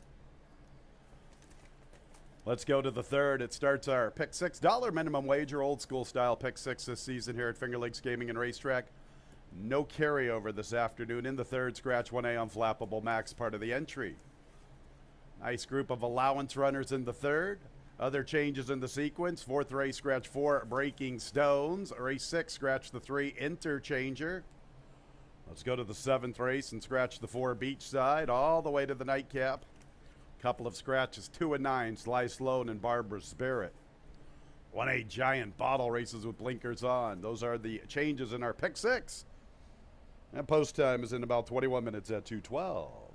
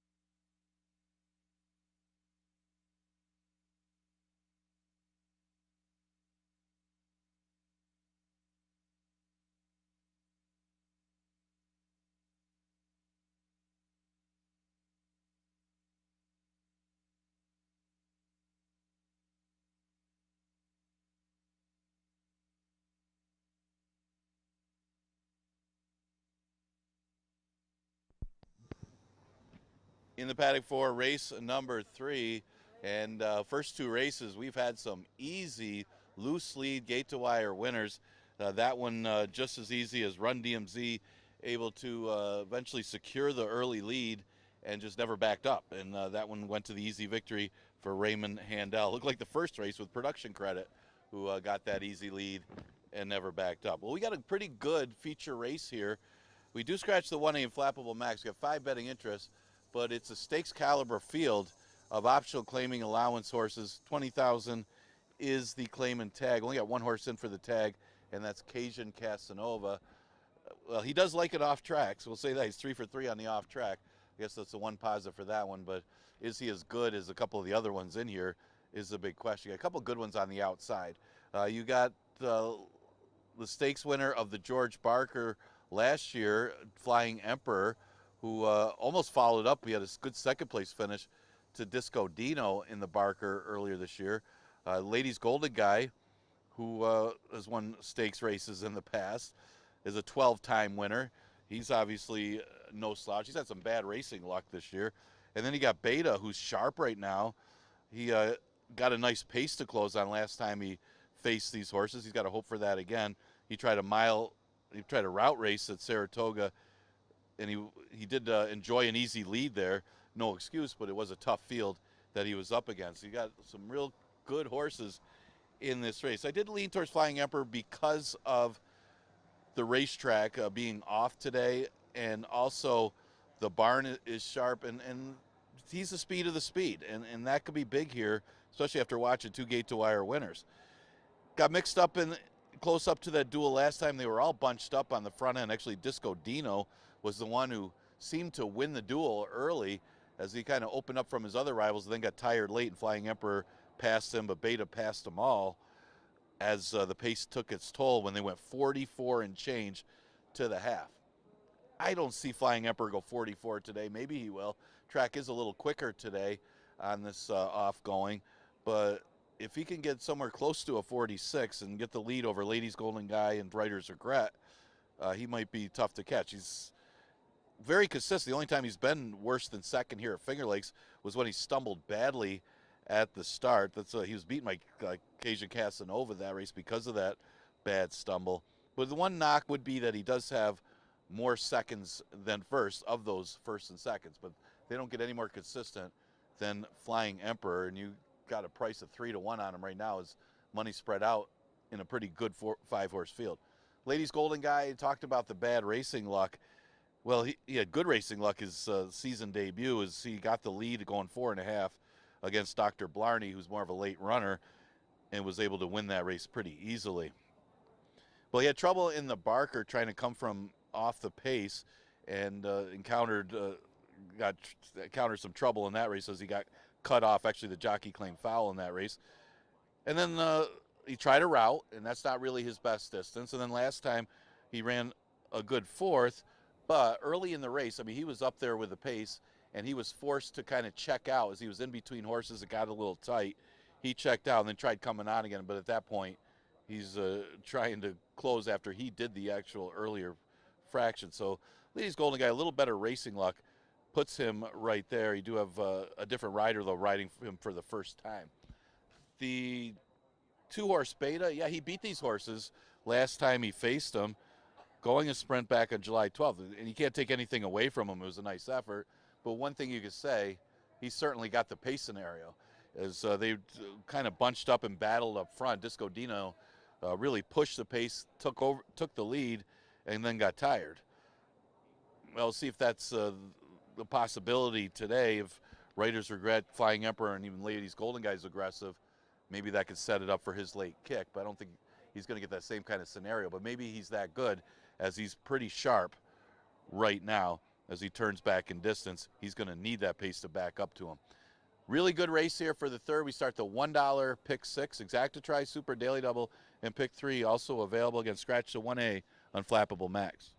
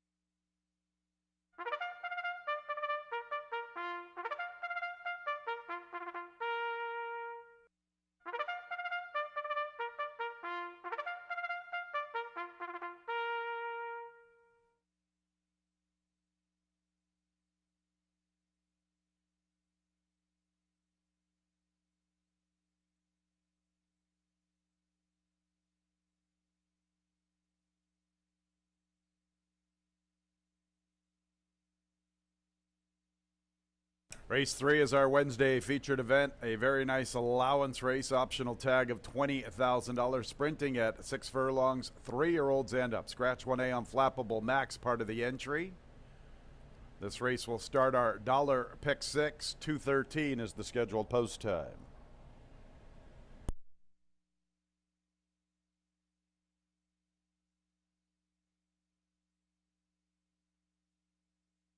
Here they are, number 1, Cajun Casanova, Jackie Davis looking for back-to-back winners. Number 2 is Beta, looking for 3 out of 4 with Luis Perez. 3 is Rider's Regret, Heeman Harkey, Ralphie D looking for a trading double. Next will be number 4, Flying Emperor, Emmanuel Di Diego looking for a second winner on the card. And 5 is Ladies Golden Guy and jockey Joel Cruz. Post time in a little more than 3 minutes. Pick 6 time on the Wednesday card. Some of the best sprinters on the grounds here in race 3. Ladies Golden Guy, Flying Emperor, Beta, Rider's Regret, Cage and Casanova. Good group of 5 to start our Wednesday pick 6. Ladies Golden Guy, my top selection. Had a hard time passing him with that 9-2 a morning line. He is now currently 3-1 in the wagering. I've thought for quite some time that he is possibly the best sprinter on the grounds. He hasn't really lived up to it yet this year. He did win at first asking at that 4.5 furlong race. Beaten favorite in the Barker at even money. Beaten favorite at 4-5 against Beta when going 2 turns. I didn't think Ladies Golden Guy is a 2-turn horse, and I thought he ran very well in defeat that day. Thought he had every chance to turn the tables on Beta back on the 12th of July. Once again, he was a beaten favorite. I didn't watch that replay this morning, but looking at this comment line, took back at the 7/16, and then he hung, according to our Equibase chart caller, Matt Church. He has not been seen since the middle of July, a month away. I like the 114 work for 6 furlongs on the 5th of August, setting him up for this one. I'll take my chances with him at 7-2. Ladies Golden Guy, my top pick here in race 3. It's contentious from top to bottom. All 5 have a chance to win. 4, Flying Emperor, has really done nothing wrong so far this season. I mean, with the exception of the comeback bid, but that really wasn't his fault. He just had all sorts of issues, stumbled, and then Emmanuel Di Diego lost an iron, and basically all of his chances were eliminated right there. Since then, the 3 subsequent starts have been pretty good. Missing by a head in the Barker to Disco Dino, winning that 3rd State Bred, and then last time out, just missing to Beta. He runs his race just about each and every time. Other than that comeback start, he's never been worse than 2nd here at Finger Lakes. He's a racehorse, no question about it. He's our current 2-1 second choice. 1, Cajun Casanova's right now the favorite on the board. He really likes an off track. He has that lofty Tomlinson 442. He's undefeated in 3 appearances over wet racetracks. He ran big on the 15th of May, his first start here at Finger Lakes in 2023. He had a pretty good winter campaign at Tampa. That race back on the 3rd of March, that had to be a salty, salty group. And he ran a very good 2nd. Now, Caberco is out with a little bit of a suspension, so he loses his regular jockey, but he gets that girl, Jackie Davis. And he really adores an off racetrack. Good enough to only be a length behind Dr. Blarney. You know, with the white racetrack, he looks like one of the players, no question about it. Beta's looking for 3 out of 4. He hasn't been given a lot of love here at Finger Lakes. His last 2 races, he was nearly 10-1 and better than 12-1 when he won in late June and on the 12th of July. Took that good form to Saratoga, tried a tough group there. A state bred allowance race, trying to go the demanding mile and 1/8 over the spa surface. He's back here at Finger Lakes where he does his best stuff. 7 of his 8 lifetime victories right here at the Thumb. 7 for 18 locally, 1 for 17 everywhere else. He's versatile. He runs on a on a wet track, although a wet track's not maybe his best game, but the last time he was over a sealed racetrack here at Finger Lakes, he was victorious, but his record indicates otherwise. 1 for 11 over wet racetracks. And then you get Riders Regret. Riders Regret looked good winning on the 20th of June. Tried a tough group at Saratoga. Now he's back in with some of his regular rivals. Riders Regret, the long shot on the board here in race 3. The pick 6 coming up in a little more than a minute and a half.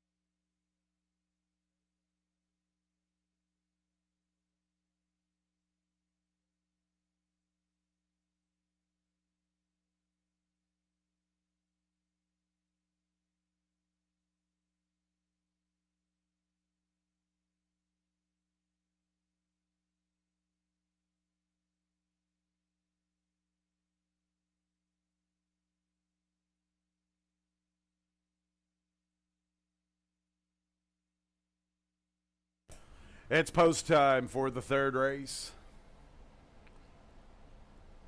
Wide open wagering event. Current favorite is the one, Cajun Casanova.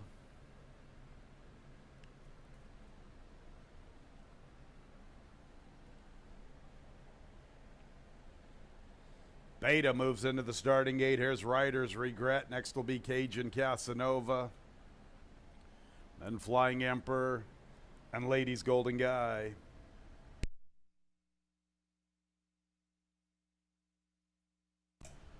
Ladies Golden Guy, the last of 5 to the outside.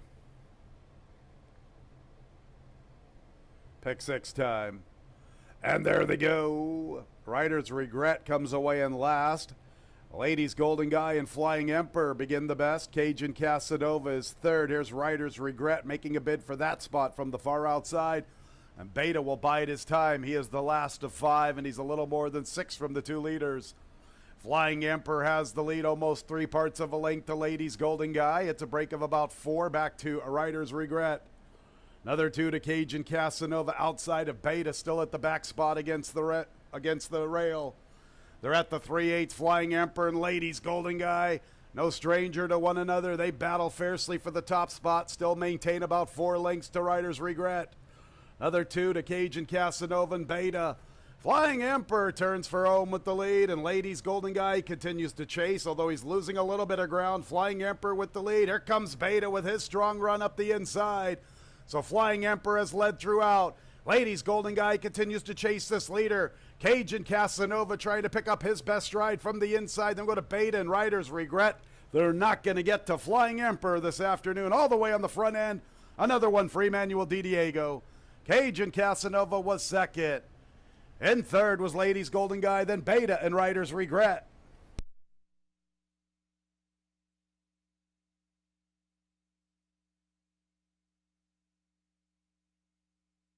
So far, speed's been pretty good this afternoon. Another front-running winner. It's Flying Emperor. Emmanuel Di Diego with a riding double. 111 and 19/100ths the final time. One Cajun Casanova checks in second. Photo for the show, though. Make sure to hold all tickets.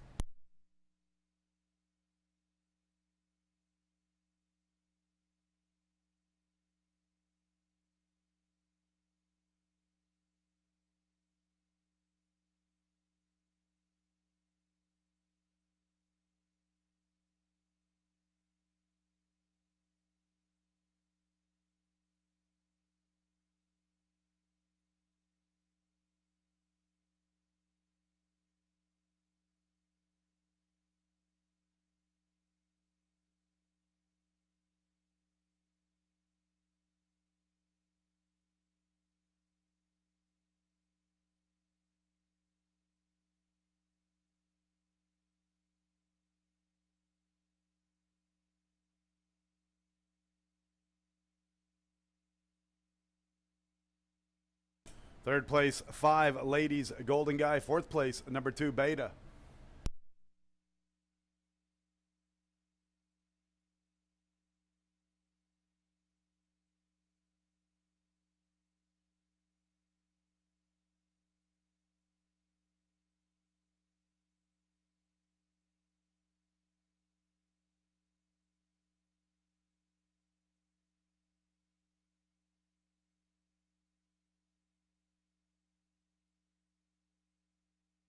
Flying Emperor makes his way into the winner's circle. He is a 6-year-old bay gelding by Soaring Empire out of the Damn Evil Empress. It's his 8th career score. Owned by John Hayek, winning trainers Jimmy Wright, a riding double for the barber, Emmanuel Di Diego. The winner was bred in New York by Mr. and Mrs. Grant Whitmere. And race 3 is official. 4152, the double, 2-4, $9.60. A 4-1 exacta, $15. 4-1-5 trifecta, $6 even. 10-cent super, 4152, $2.47. Our fourth race will begin our Wednesday pick 5, scratch number 4, Breaking Stones. The fourth race is in 22 minutes at 2:42.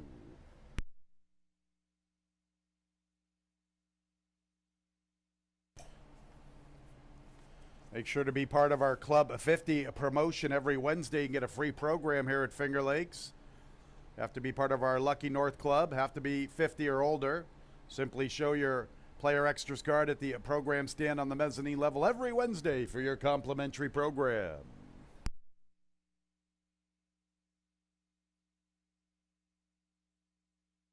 Labor Day should be a good day here at Finger Lakes Gaming and Racetrack. We'll have our annual jockey foot race, weather permitting. We will be donating money to the Permanently Disabled Jockeys Fund, $200 for each jockey that participates in our jockey foot race. We'll be giving away free programs. We'll have our chicken barbecue outside by the clubhouse entrance.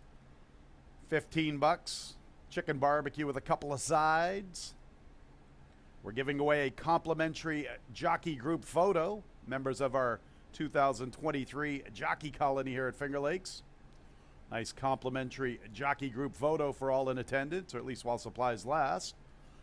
We'll have our How to Bet seminars. That takes place in the lower clubhouse, so if you don't know a lot about horse racing, a couple of opportunities to learn a little bit more for your Labor Day enjoyment. Post time is scheduled for 1:15 on Labor Day, September the 4th, right here at Finger Lakes. Our featured event is scheduled to be the $50,000 Genesee Valley Breeders' Stakes. Join us September 4th, Labor Day, for all sorts of fun here at Finger Lakes.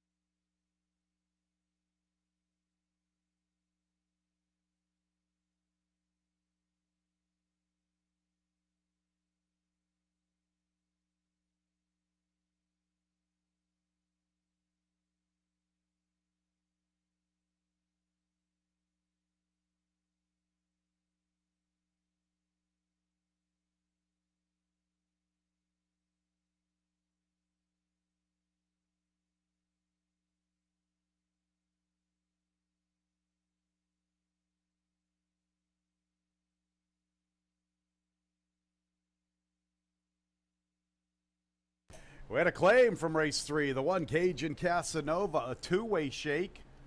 He'll be moving to the barn of Ralph D'Alessandro for Gumster Stable. Two-way shake number 1, Cajun Casanova from the third race. New owners Gumster Stable, new trainer Ralph D'Alessandro.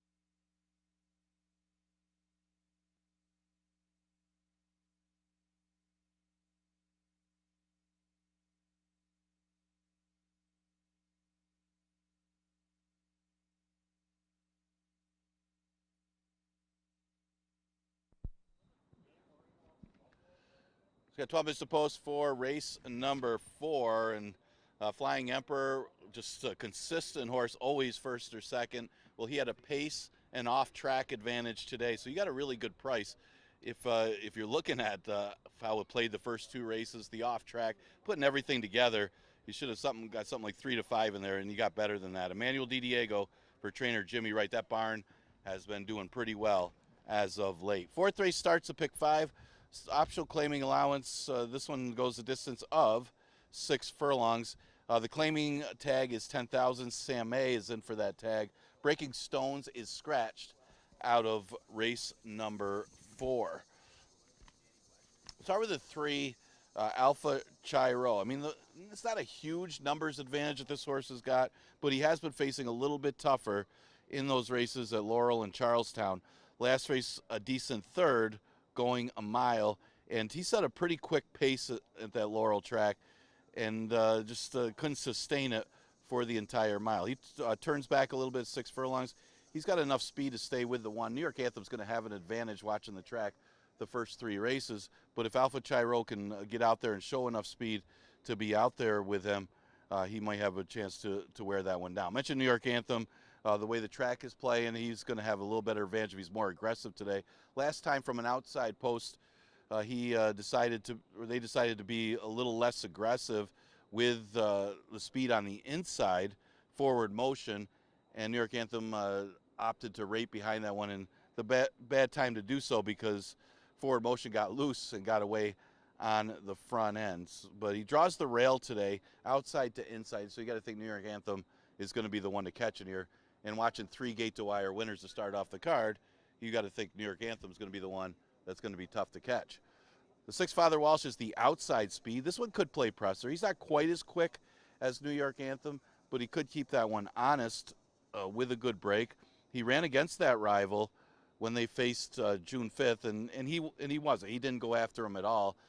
He gave New York Anthem an easy lead in 23, but then tried to challenge him late, but that horse was able to respond because he got that 23 first quarter. So Father Walsh is in an interesting spot here on the outside because he does have that tactical speed.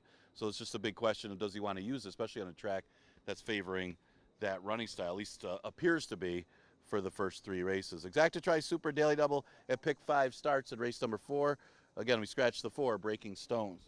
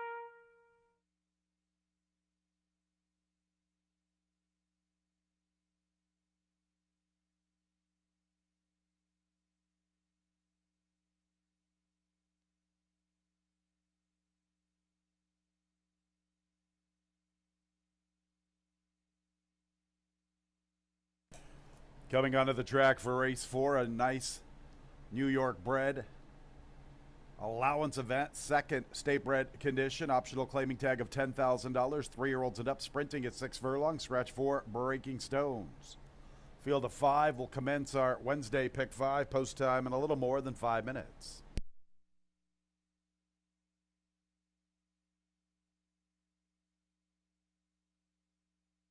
Here's the field. Number 1, New York Anthem, John Davila Jr. 2 Isame, Carlos Barbosa.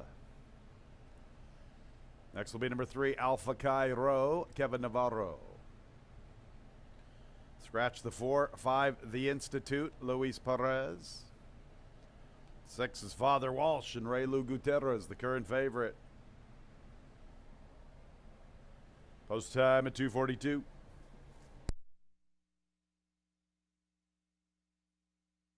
Pick 5 time on the Wednesday card. A nice field of 5. I know it's a light number of horses, but it's very competitive. It's a good level, that's for sure. Second state bred condition. Races 3, 4, and 5. Very nice races this afternoon. All right, this 4th race, going to try to get some value here with number 1, New York Anthem. So far, we've had a pretty speed-friendly surface. New York Anthem didn't show much pace last time, very surprisingly, on the 31st of July from his outside post.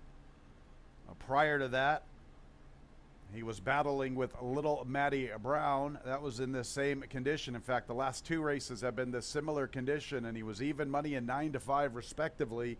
He's 9-2 on the tote board right now. New York Anthem trying to get back to the winning ways. He looked good earlier in the season, winning the allowance N3L. Looked good defeating Father Walsh on the 5th of June. That was a gutty comeback victory. He had the lead and was headed at the 8th pole, but he showed a lot of grit and determination, fought back along the inside. Let's see if he can pop the starting gate, utilize the inside post, utilize the trend of the track with his speed, and go all the way on the front end. He's 4-1, my top pick. Might have dropped the ball by not including the 3, Alpha Cairo. I'll talk about him in a little bit. 5, The Institute, finally got back to looking good on the 31st of July. Hang on, fans.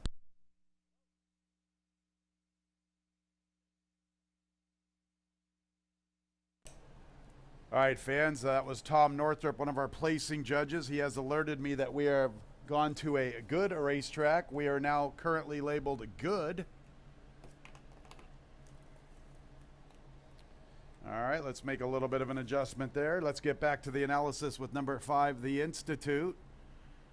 Finally reclaimed some of that form from last year. He made quite an impression here, at least to me, with those 3 races in a row from October, the 5th of October to the 23rd of November. This year, he hasn't been quite himself, although most recently, he finally ran a very competitive race. Hopefully, he's going in the right direction. He has a good Tomlinson for a wet racetrack.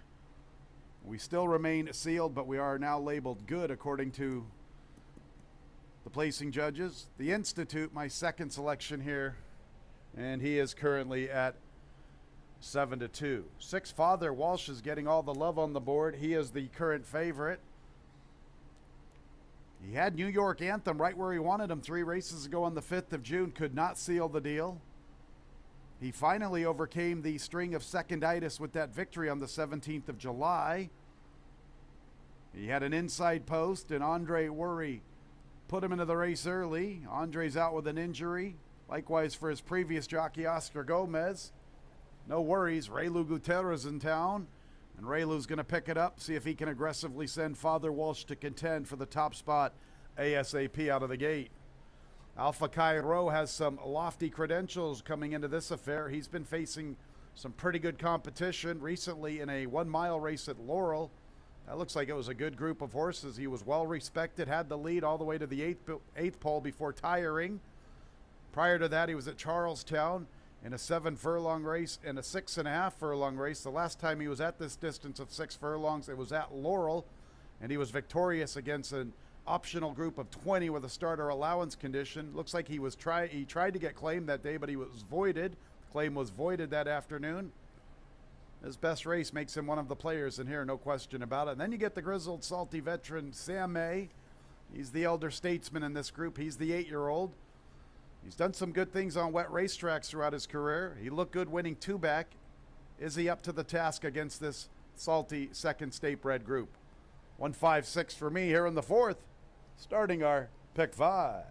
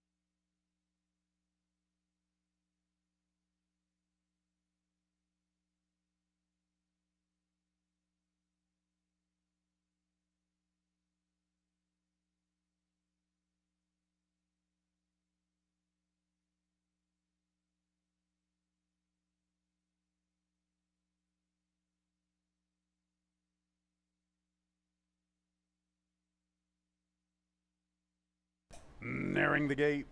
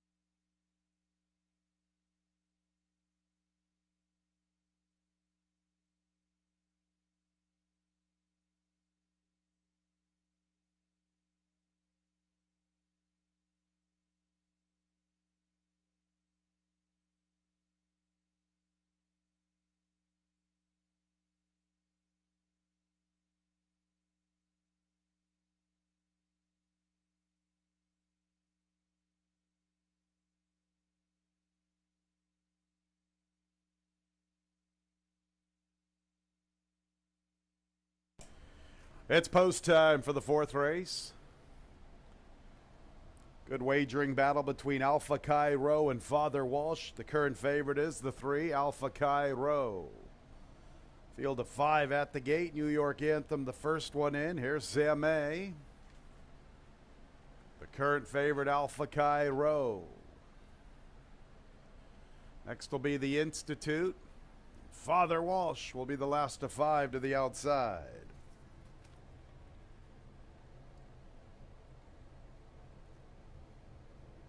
There's Father Walsh. And there they go. New York Anthem away in last. Father Walsh quickly into stride. Alpha Chi Rho wants to go with him. The Institute fires into the third spot. They're going to Sam A and New York Anthem guided away from the inside. Last of the 5, now striding into fourth. So Father Walsh and Raylu Gutierrez find themselves with a lonely lead, better than 2.5 to both the Institute and Alpha Chi Rho. New York Anthem is 5 lengths from the pace heading into the turn. And Sam A is a distant last. 22 1/5. Good opening quarter from Father Walsh. 2 lengths from the Institute and Alpha Chi Rho. They close in together. And New York Anthem is a little more than 4 from the front. Sam A is a long ways out of it. Father Walsh confronted by the Institute. Alpha Chi Rho chases them from third. New York Anthem's fourth. Here's the Institute right alongside of Father Walsh. Alpha Cairo up the inside. The Institute has the lead. Alpha Cairo quickening with him from the inside. Here's the big boy, Alpha Cairo, riding the rail up to the top spot. Alpha Cairo, a good-looking winner. And he wins going away from the Institute. Father Walsh and Sam A late on the scene into fourth.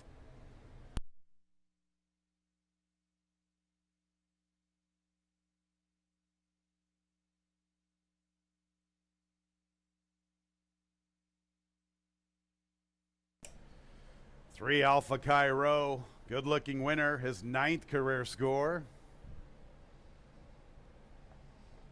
5, the Institute, ran a big race, but he ran into a buzzsaw. 3rd to the 6, Father Walsh. 4th to the 2, Sam A. 3, 5, 6, 2 on the board. 111 and 21 100ths, the final time.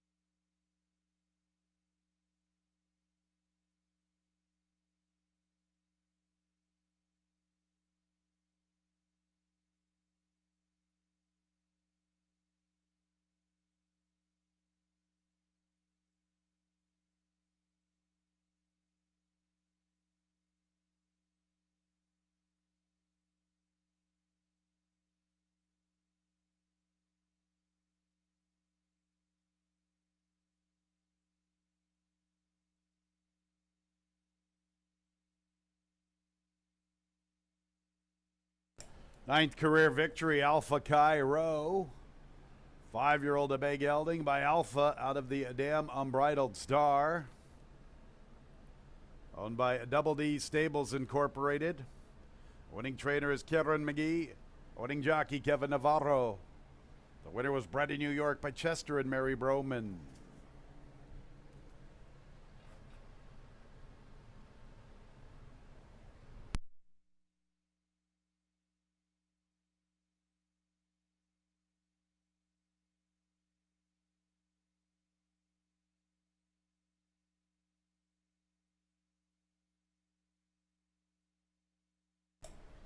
Race 4 is official. The double 4-3, $15.60. 3-5 exacta, $17. 3-5-6 trifecta, $15.12. 10-cent super, 3-5-6-2, $4.85. 2-4-3 early, pick 3, $6. 1 with 2-5 with 4 with 3-4 the early pick 4, $27.37. On to race 5, no changes. Our 5th race will start our late pick 4. And post time is in 23 minutes at 3:13.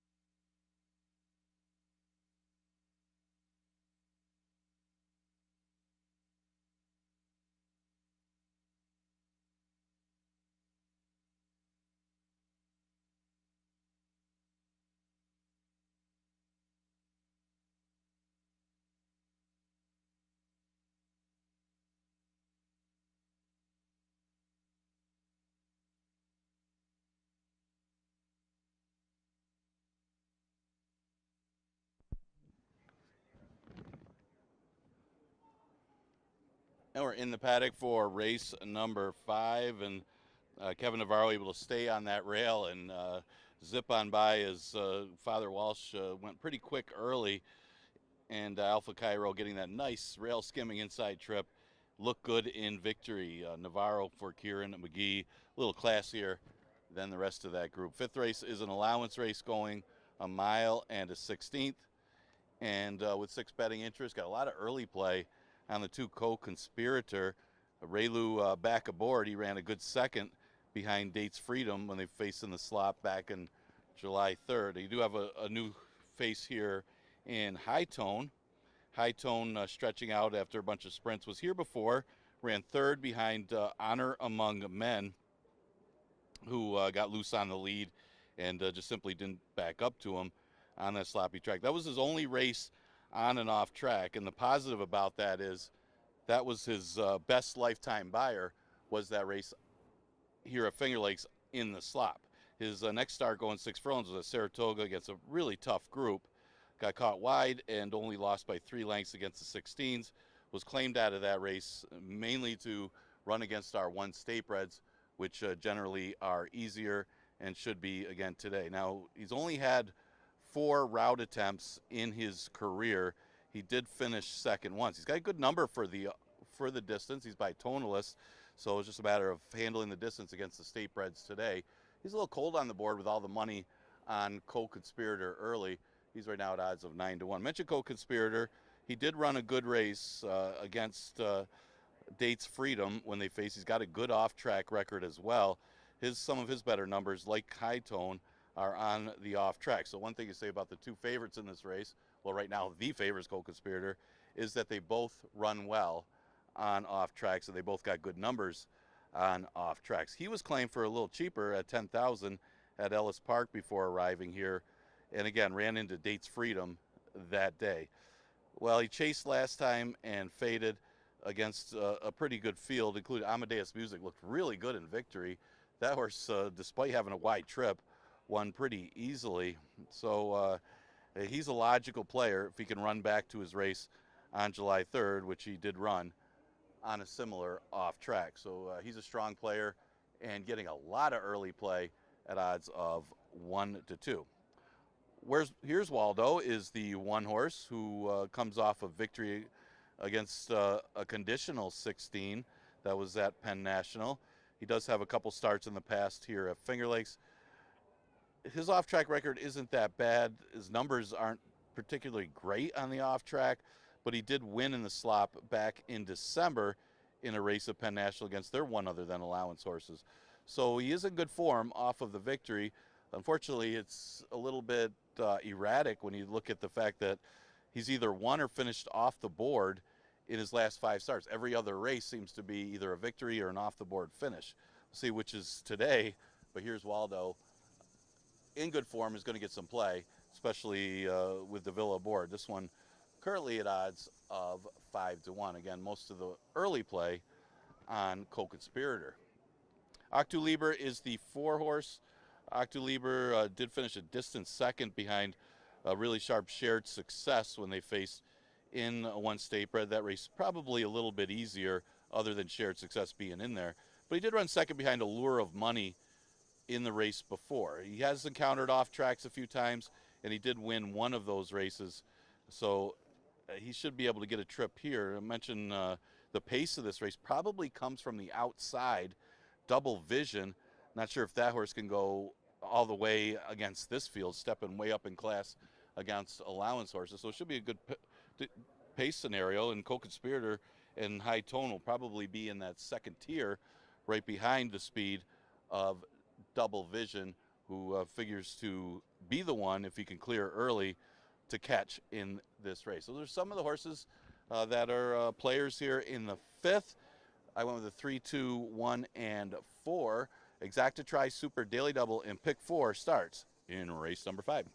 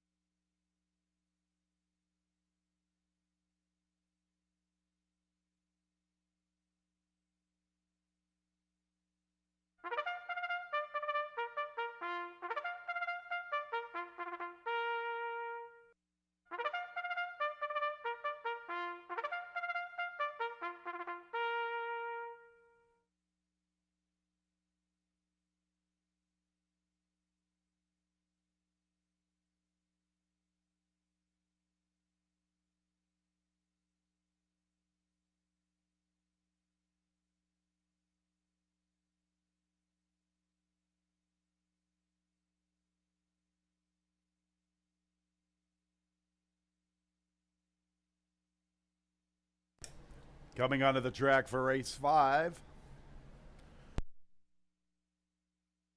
1 mile and 1/16 New York breds, first state bred condition, 3-year-olds and up. Let's meet the group. 1 is Here's Waldo, John Davila Jr.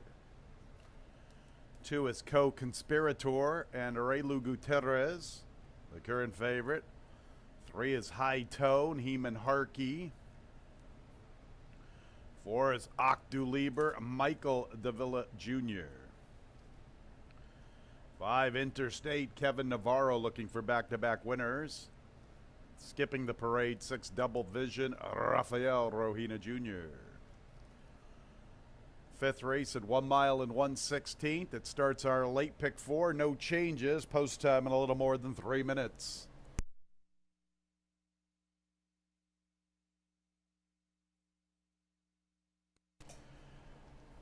And the third of consecutive nice allowance races here at Finger Lakes Gaming and Racetrack. Although we only have 6, it's a good group of first state breds. 2 Co-Conspirator, my top selection. He's the favorite at 6-5. I loved his race on the 3rd of July. Did everything but get to the winner's circle. Took a racehorse to run him down, fans. That Dates Freedom's a pretty good horse this season. Shared Success came out of that affair and looked good winning a state bred here. They thought enough to take Shared Success and try a tough group at Saratoga. Last time out, that was a good group.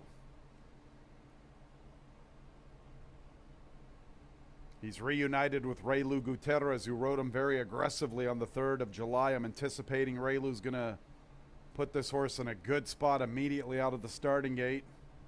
I'll come right back with him as my top selection. He's looking for his 7th career victory. The 1 Here's Waldo, not getting a lot of love on the board. He's 6-1. It's a pretty nice horse. He's run some good races at Penn National. Just beat a $16,000 conditioned claiming group.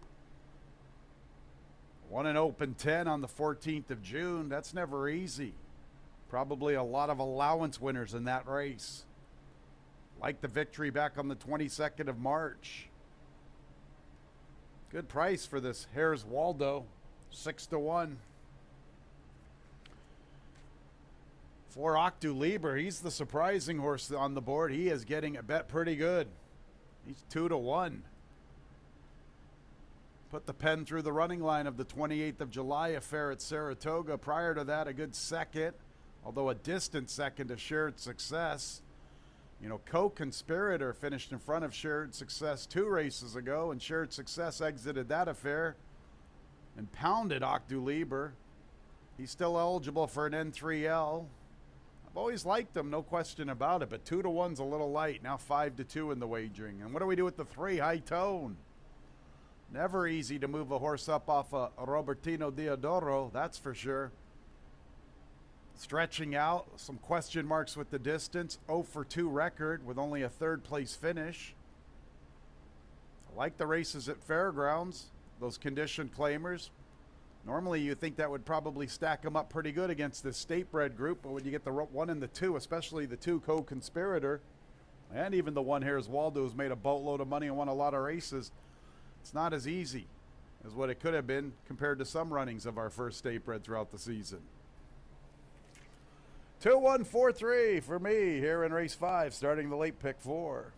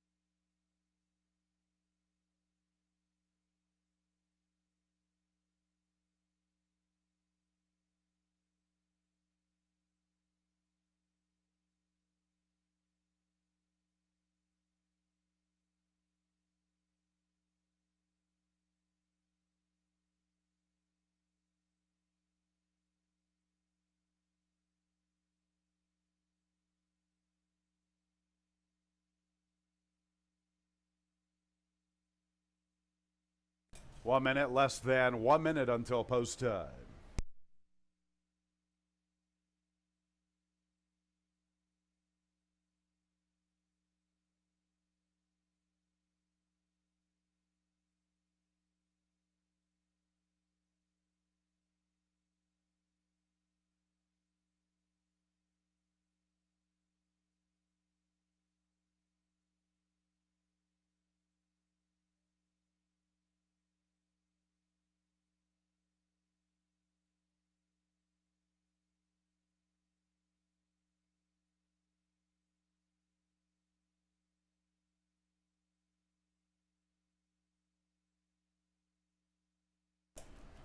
It's post time for the 5th.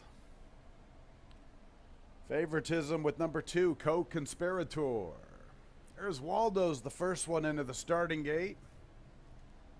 He's looking for his 9th career victory. Co-Conspirator with Raylu Gutierrez in search of his 7th trip to the winner's circle. He's the favorite. High Tone's the second choice. Then here's Waldo and Octu Lieber. Having a little bit of issues with the 2, getting him into the gate.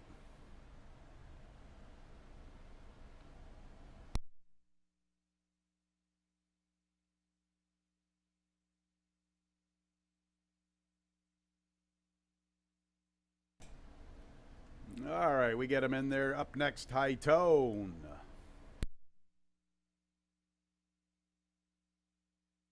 Octu Lieber. Couple to load the long shots. Interstate and Double Vision.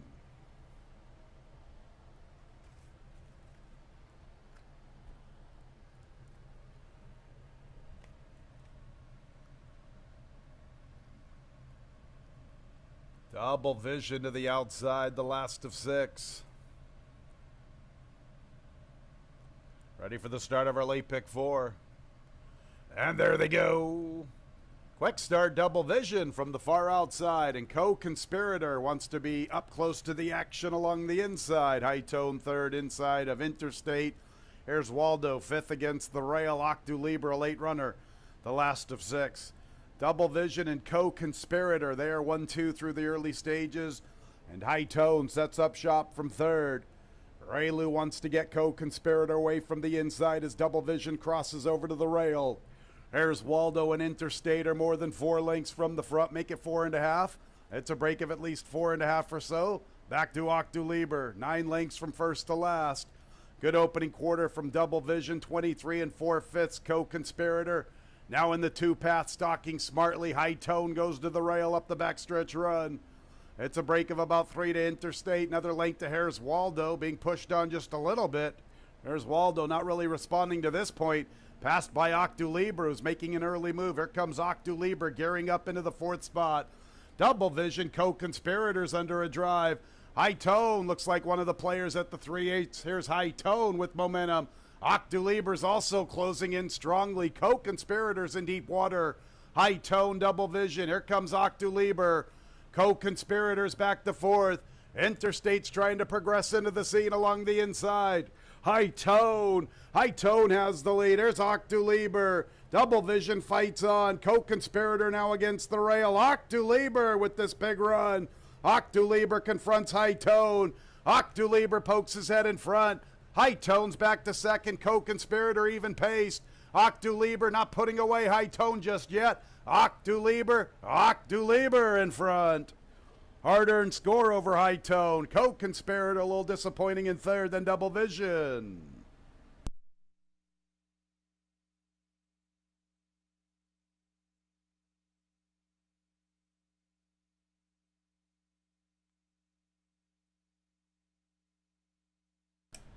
Big sustained run from Octu Lieber this afternoon. A hard-earned, gutty fight through the lane with High Tone.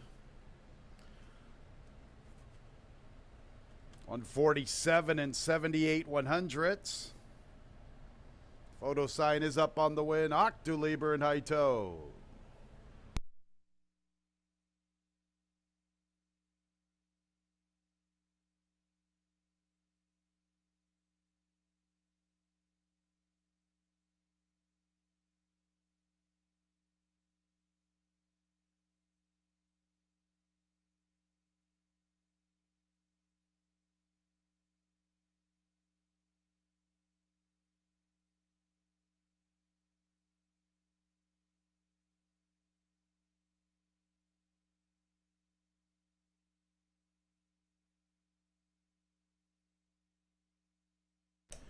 4 Ocdu Lieber first, second place 3 High Tone, third place 2 Co-Conspirator, fourth place 6 Double Vision, the big long shot for the Super.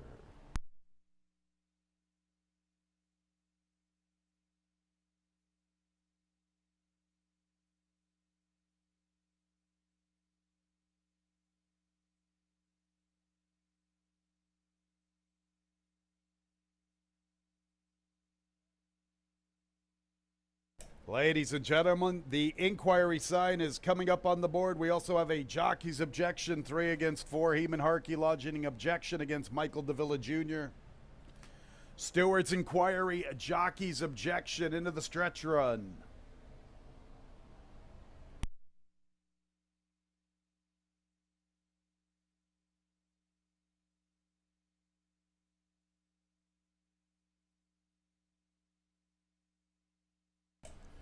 In the winner's circle is the unofficial winner, number 4, Ocdu Lieber. He's a 5-year-old bay gelding by Alpha out of the Damdene Avenue, owned by CB Thoroughbreds LLC. CB Thoroughbreds LLC, winning owner, bred in New York by Carl Buer, winning trainer Ronnie Breed Jr., winning jockey Michael Davila Jr. Once again, a steward's inquiry, a jockey's objection, 3 against 4. Stewards are reviewing the stretch run. Make sure to hold all tickets.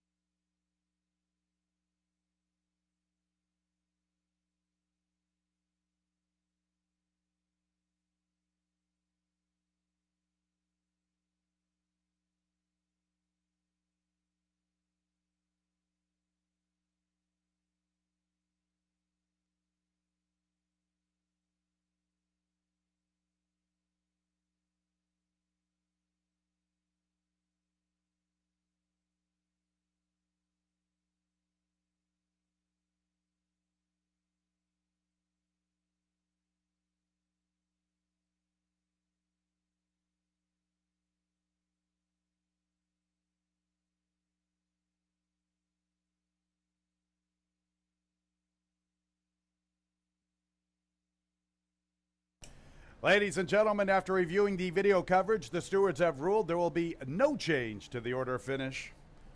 Race 5 will stand as is. Stewards felt the incidents did not affect the outcome of the placings.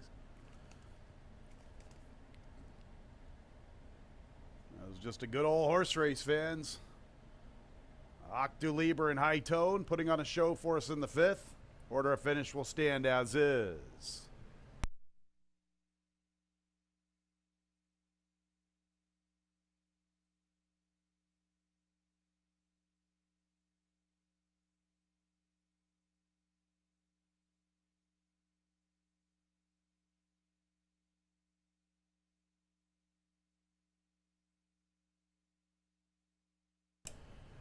And race 5 is official. 4-3-2-6. The double 3-4 $38. A 4-3 exacta $46.40. 4-3-2 trifecta $30. 4-3-2-6 10-cent superfecta $39.05. And the pick 3 4-3-4 $38 even. On to race 6. Scratch the 3 interchanger. 1 Danny's a Cowboy at 2 pounds over. A 5 Michael Lee's 1 pound over the weight. Race 6 is in 21 minutes at 3:46.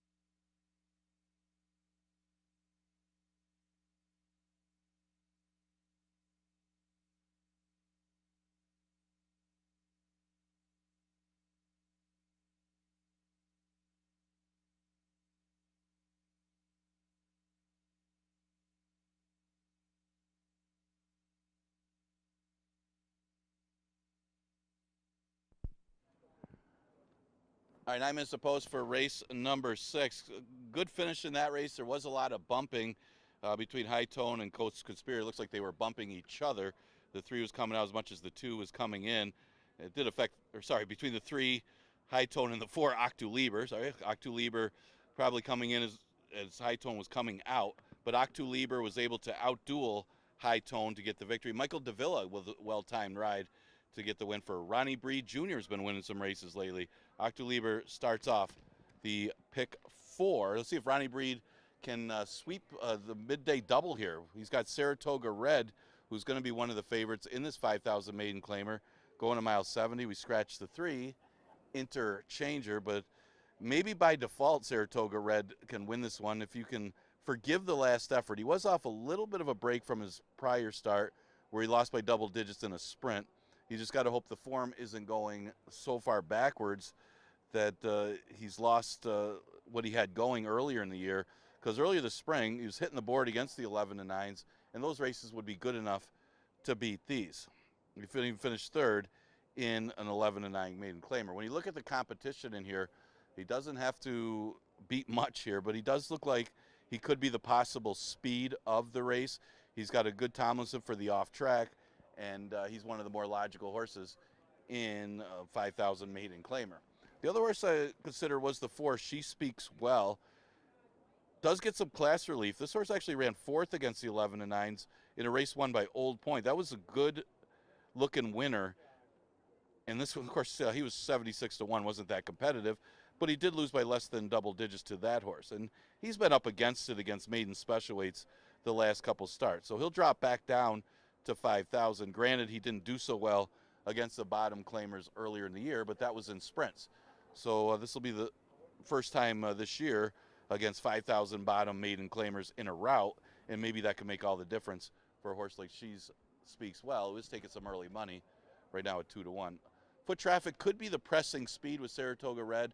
The last time those two met, Saratoga Red had the rail, and Foot Traffic was pressing on the outside, and the two of them kind of went around the track together and then faded. I think it was March Madness Party who ended up winning that race, but his form is good enough to be competitive against this field. So no real standout here in race number 6. We do start the late pick 3. We scratch a 3, Interchanger. Good luck.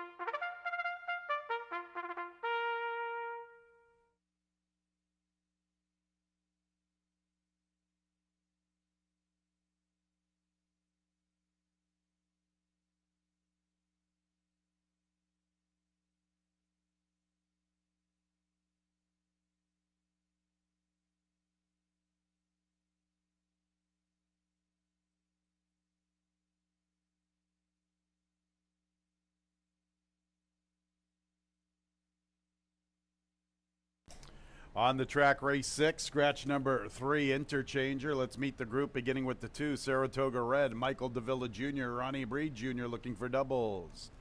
Once again, 3 has been scratched. 4, She Speaks Well, Rafael Rohina Jr. 5 is Michael Lees, Emmanuel Di Diego with a hot hand looking for 3 on the Wednesday card. 6 is Foot Traffic, Jeremias Flores.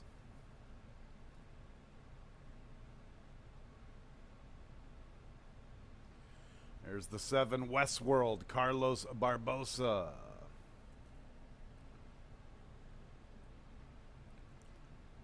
6-foot traffic, Jeremias Flores, and the 1 is Danny's a Cowboy with Luis Perez. Couple of pounds over, 1 mile and 70 yards for these 3-year-olds and up. Maiden claimers 5,000 the level. Once again, 3 interchanger is a scratch. 3:46 is the post time, starting our late pick 3. Race 6, a toughie. Parimutuel Puzzler, 2 Saratoga Red. My top pick based off those 2 races in May and June. Hope he can reclaim the form that made him run those good races. He ran a good second to Vinny Two Cents, who's already come back and defeated winners. March Madness Party was going pretty good early on in the season. Saratoga Red has regressed in his last 2 starts. Now he gets a drop all the way to the bottom. That usually wakes up horses. Even money, though, on the board. I'll make him my top pick by default. 6-foot traffic I find a little intriguing. It's his 3rd start for 5. The dam is 2 foot up, and she's by Copeland, too. Anytime I see Copeland blood, I know it's got Florida blood. I know it likes mud. Maybe we get that here with foot traffic with the off track. Copeland's, back in the day, used to make a lot of money betting Copeland's in muddy racetracks, wet racetracks. It's kind of why I've leaned towards foot traffic in my top 3. Not a bad effort 2 races ago. Didn't run much last time. We'll see what he does today. At least the price is pretty enticing at 9-1. Once again, that Copeland blood on the bottom has me a little intrigued with him. After that, I had no idea where to go. John Buckley has won the most races out of all the trainers here in race 6, so that's why I've landed on the 1. Danny's a Cowboy on the class drop. That's about really all I can say. He hasn't run much in his career. He's been to the post on 4 occasions, hasn't really run a jump, but he's all the way to the bottom, and you get Buckley in his corner. 2-6-1, race 6, starting our late pick 3.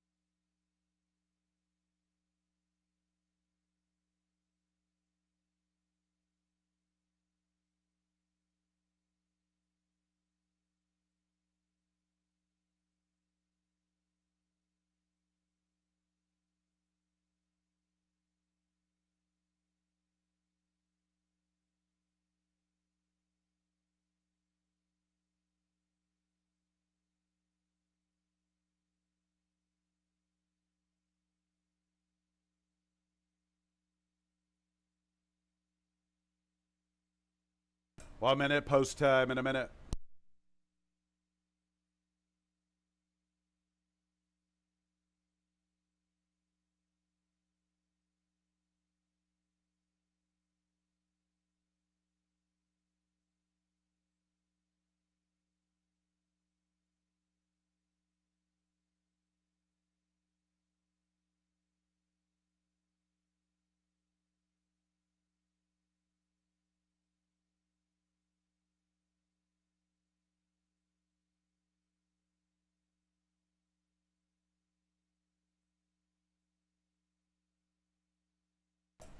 It's post time for the 6th.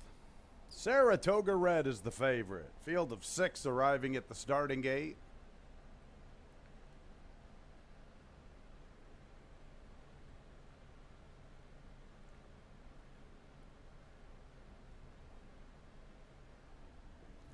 First up, Danny's a Cowboy.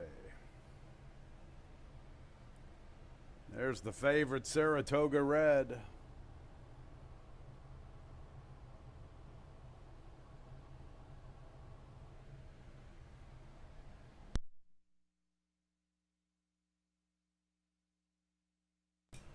She Speaks Well.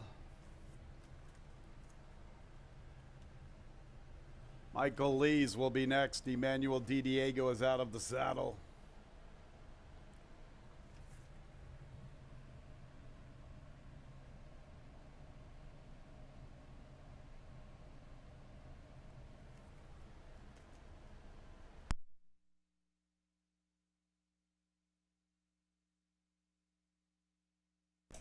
Michael Lees is in the starting gate. DiDiego's ready to remount pretty soon. Looks like he's going to wait for foot traffic to load.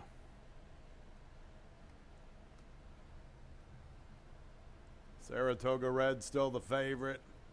There's foot traffic. DiDiego climbing back aboard Michael Lees. Brooke Vicarella's Westworld, the last of 6 to the outside. Ready for action. And there they go. Very slow start. Danny's a Cowboy. Foot traffic's out for the lead with Saratoga Red. She Speaks Well third with Michael Lees and Westworld 5th from the outside. Danny's a Cowboy made a mess of the start. He's the distant trailer. Foot traffic has the top spot from Saratoga Red. Michael Lees is in the 3rd position. She Speaks Well is a little less than 4 from foot traffic. Break of nearly 4 lengths to Westworld, almost 5 to Danny's a Cowboy. Foot traffic to the backstretch, a length to Saratoga Red into the 2 path. Michael Lees 3 deep entering the backstretch run. And he's about 2.5 off the lead near the 5/8. 2 lengths to She Speaks Well along the inside. Almost 3.5 or so back to Westworld. Danny's a Cowboy is the distant trailer. Foot traffic and Saratoga Red 1-2. Michael Lees 3rd. She Speaks Well inches a little closer up the inside. Westworld has about 7 lengths to make up on the leading group. And nothing from Danny's a Cowboy. Saratoga Red in foot traffic here. She Speaks Well in a tight spot along the rail, moving into contention. She Speaks Well gets the lead. She Speaks Well from foot traffic. Saratoga Red being pushed on. Far outside is Michael Lees. And Westworld's trying to gear up from the 5th spot. Saratoga Red's back to the 4th position.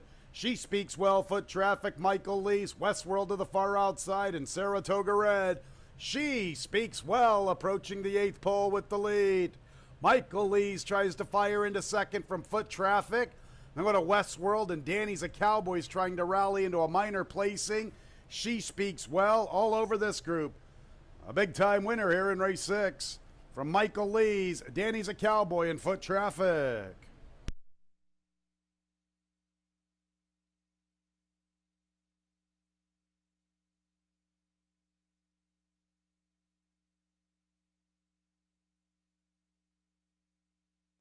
.147 and 81/100ths the final time. Number 4, She Speaks Well. Pretty easy winner. 5, Michael Lee 2nd. 3rd place, 1, Danny's a Cowboy. 4th place, 6, Foot Traffic. Make sure to hold all tickets.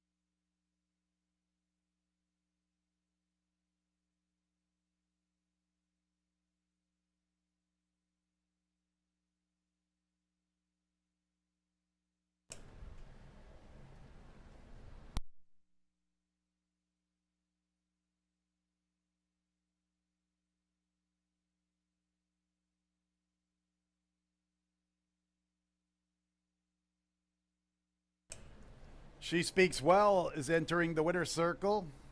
4-year-old Chestnut gelding by producer out of the dam Georgiana. Owned and trained by Eddie Maver, winning jockey Rafael Rohina Jr. Winner was bred in New York by Edward Codd.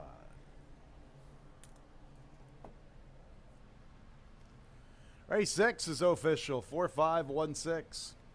A 4-4 double, $35.20. A 4-5 exacta, $24.60. 4-5-1 trifecta, $55.87.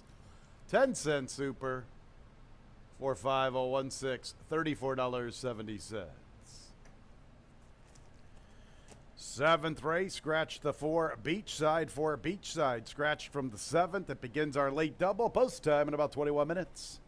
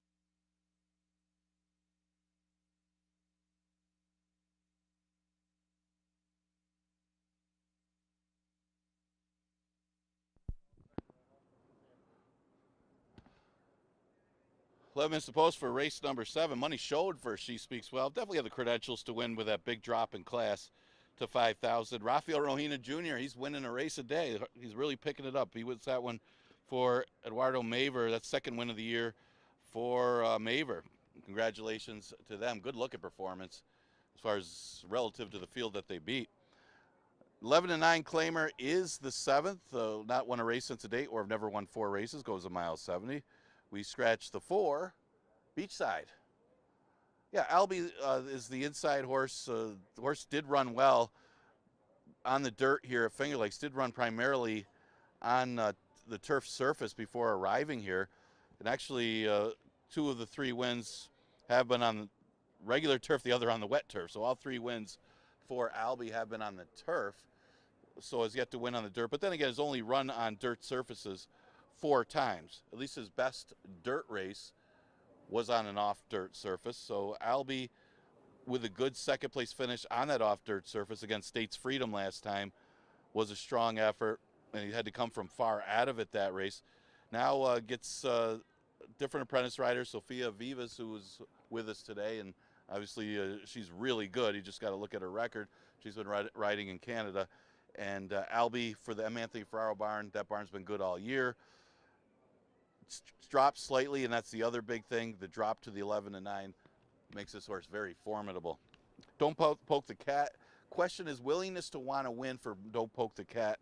Has hung a couple times with a couple second-place finishes. I say that, but Royal Suspect also kicked in a little bit too. I mean, I thought it was the race on July 11th. He probably did hang in that race because it looked like he was going to roll right on by. But Royal Suspect has got his number. 3 straight losses in the starter condition to Royal Suspect, who has kind of owned that for Nurka Huertas. It's just a matter of can this horse get to the winner's circle with his late run. Maybe it's just about timing, but Carlos Barbosa fits him well. He's been running well. He's just not winning, but hard not to use in the top 3, as this race at least equal, maybe even slightly easier than the starters that he comes out of. The 7, Jacoba, you got to like his chances. Man, he looked good beating 5,000 claimers. Granted, it was 5,000 claimers at the 3 lifetime level, but he did it against the racetrack. The track was favoring the inside types, and this horse circled wide and just won for fun against those 5s. And didn't embarrass himself against starters. He wasn't far behind Don't Poke the Cat in that starter allowance last time. So a matter of getting the right kind of trip. He hasn't fared well on off tracks, but he hasn't been in this good a form in the past either. So there's other variables to that, not just the record. Some of the horses getting some play here for the 7th, and some that I like. Scratch the 4, Beachside. Exacta Tri Super in the late double starts with race number 7.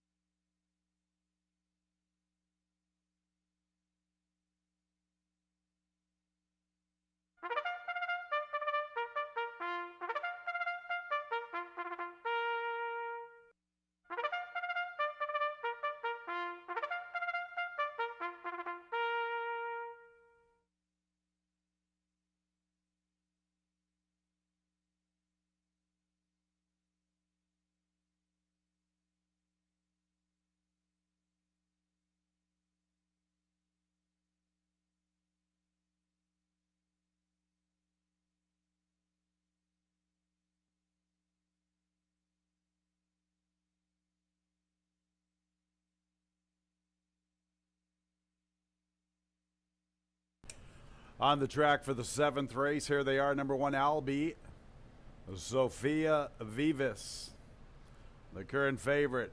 1 mile and 70 yards this 7th race. 3-year-olds and up, non-winners of a race. In the past 6 months are non-winners of 4 races. Claimers 11-9. Scratch 4, Beachside. 2, Don't Poke the Cat, Carlos Barbosa. 3 is Laubanamo, Jackie Davis, looking for a riding double. 4, Beachside, scratched. 5, Maddie's Express, Kevin Navarro, looking for 2. 6, OK, Game On, Giovanni Paredes, 1 pound over. 7, Jacoba, Jeremias Flores. And the 8 is Mr. Larry, Emmanuel Di Diego, looking for a riding triple, or Alfie D looking for a training double. Mr. Larry looking for 3 out of 4. First leg of our late daily double, post time in a little more than 4 minutes.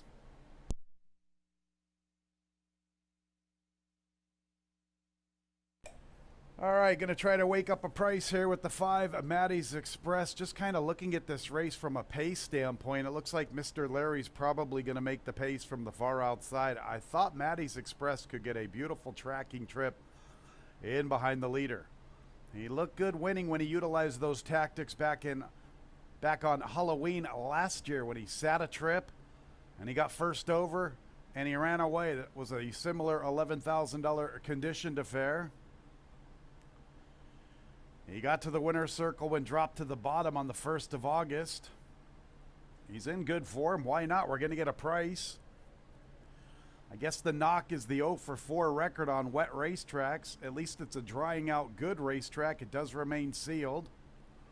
You look at the effort back in late September in 2022, it wasn't that bad on a good sealed racetrack. I'm willing to give him a chance just from a pace standpoint alone. He's going to be in a perfect spot, and he's a good price. Why not? Maddie's Express in the 7th. 2, Don't Poke the Cat, and 1, Albie make a lot of sense, no question about it. Don't Poke the Cat's had the misfortune of running up against Royal Suspect. What got into him this season? Royal Suspect has rattled off a bunch of races in a row. He's been looking good winning. 3 in a row for Royal Suspect. Don't Poke the Cat, second, and third behind that rival. There are no Royal Suspects in here. He's going to do his best running from far, far out of it. So he hopes Mr. Larry and Maddie's Express really mix it up. That can only enhance his chances with the bug boy, Carlos Barbosa.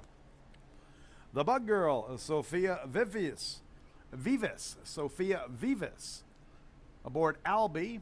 And I'd like to give a big thanks to Nick from Park Place, who gave me a call and said, hey, Kalo, you got your information incorrect. Sophia regularly rides at Woodbine in Parks, not Fort Erie, so my apologies to the fans. Albie ran a pretty good second in a salty allowance race on the 13th of June. There's dates freedom. He ran a good second. He has not been seen since then. He missed a little bit of time here in July with the workouts missing from the 11th to the 31st. Comes back with a bullet on the 9th. 3 for 31 in his career, but it's been at much, much tougher racetracks. This isn't the toughest 11 by any means. And Albie makes a lot of sense along the inside. 1 and 2 vying for favoritism. 5-2-1 for me, starting our late daily double.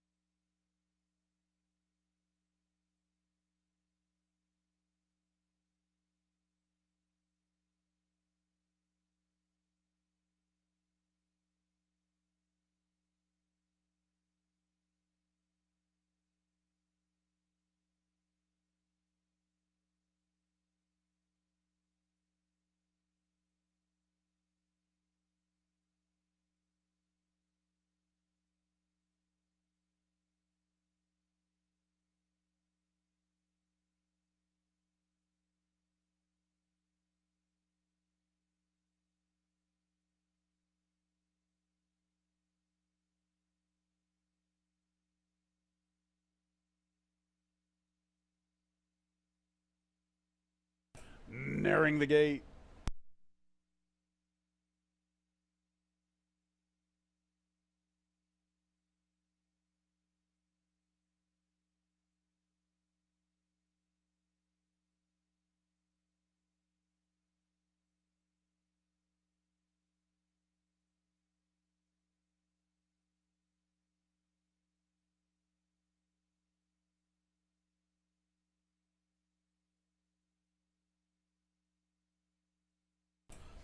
It's post time for the 7th race. Jacoba's the first one into the starting gate, a field of 7. Favoritism with number 1, Albie.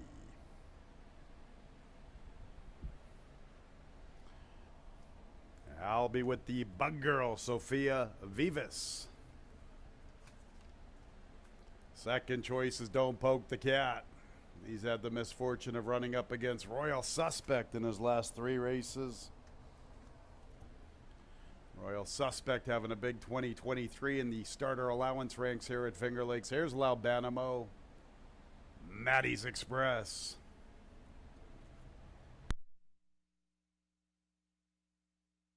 A couple to load, OK Game On. And the speedy Mr. Larry.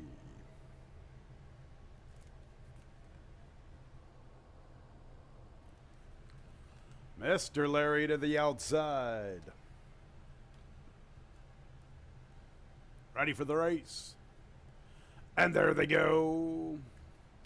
Mr. Larry from the far outside, quickly into stride with Don't Poke the Cat. Don't Poke the Cat's into the race pretty early this afternoon.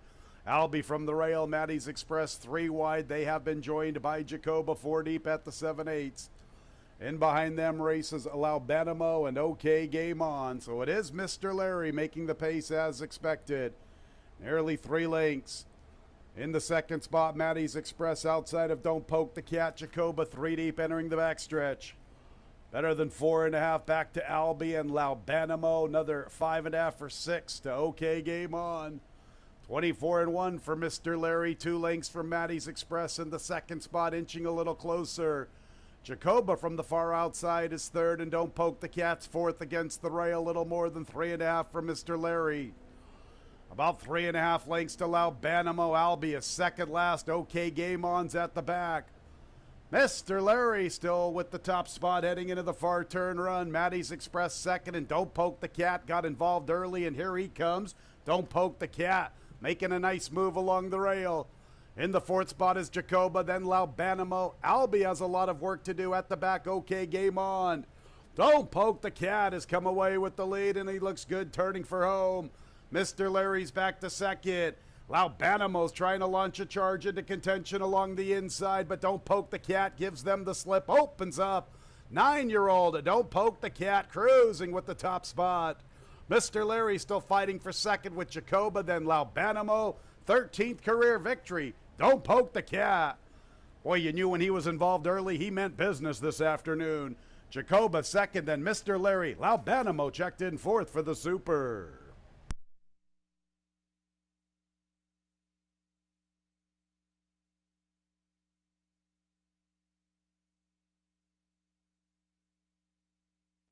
Don't Poke the Cat. Heads up ride by Carlos Barbosa. Don't Poke the Cat had this one in a good spot, Mr. Barbosa did. 9-year-old cruised out of that starter allowance group. 7 Jacoba second, then the 8 Mr. Larry third. Fourth place 3 Laubanimo. The final running time 1:43 and 96/100ths. Hold all tickets.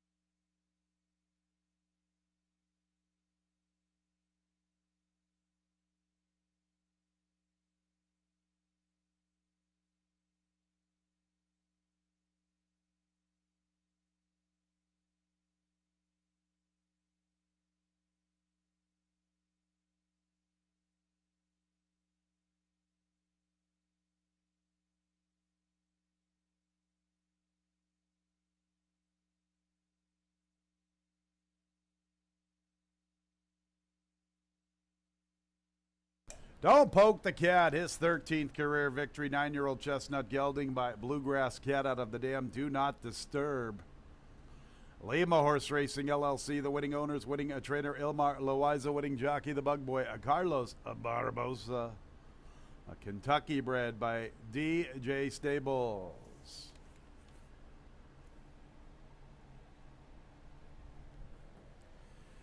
And race 7 is official.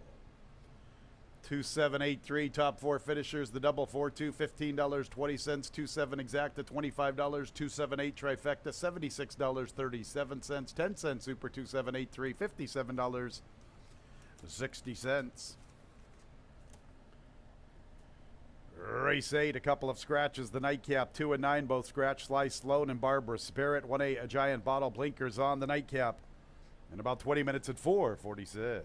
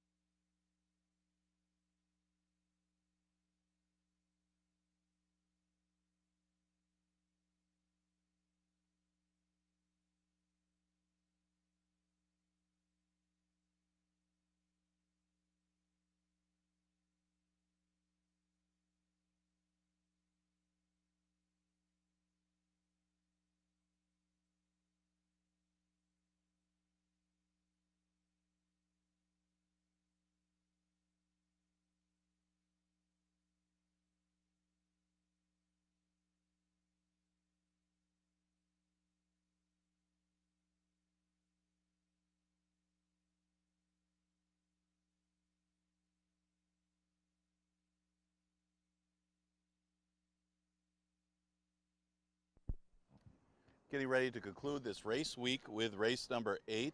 We do continue to run Monday through Wednesday, so next live day will be Monday with that 1:15 first post. Looking back at the 7th, good effort by Don't Poke the Cat.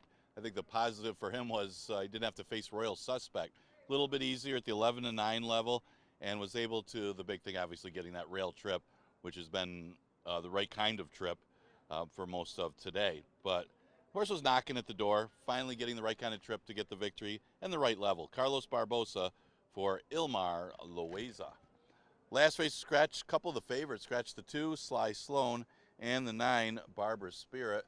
Kind of opens the race up a little bit. I mean, betting on Stone's going to get a lot of the plays. Hit the board in the last 2 starts, and he got a real questionable field.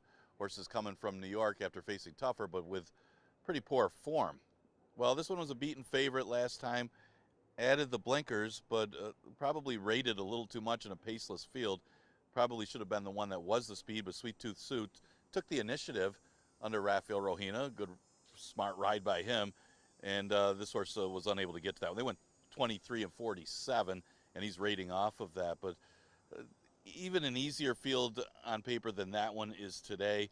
And I would think betting on a Stone is going to be a major player here. Right now at odds of 8 to 5. The one horse is Sarah's Pride, and she's an interesting one. She's coupled with Giant Bottle. They both had blinkers, and for whatever reason, this horse was kind of in the race and then just seemed to quit running about halfway through and then faded. Well, you just don't want to see that happen again, but maybe it's the equipment change that'll help here for Sarah's Pride. Her best race was going 7 furlongs in the mud way back in January. If she could repeat that effort, she certainly can beat these. At least she's faced tougher most of her career, but her lone start at 5,000, she did quit running, and she's currently at odds of 6 to 1, coupled with Giant Bottle. The 7 is Princess Riley. Princess Riley off of a 5th place finish, but did break slow in that race, and that really compromised her chances because she likes to be up close in most of her races. She ran 2nd at the level behind a lone speed winner and After Alpha, and followed up with a 2nd in the slop. So 2 decent efforts at the 5,000 level for Princess Riley, and she's at odds of 7 to 2, so is getting a little bit of action, and should. I mean, the horse is competitive at 5,000, and you got to give her the last race because she broke poorly. Striking Melody's another interesting one. She's only had 2 starts in 2023. One of them was on the turf, one of them off the turf, going a mile. They thought enough of her to put in the Lady Finger Stakes. She finished 4th in the slop, obviously not competitive that day, but at least she's got some good beginnings, and now they're just overmatched the last few starts and drops to the bottom. Dropping to 5,000 could change things an awful lot, and Striking Melody could be a competitor in here. Real tricky read, though, but good sign she's getting some play at odds of 7 to 2. A few of the competitors for race number 8. Exacta Trifecta Super offered in the last. We scratched the 2 and the 9.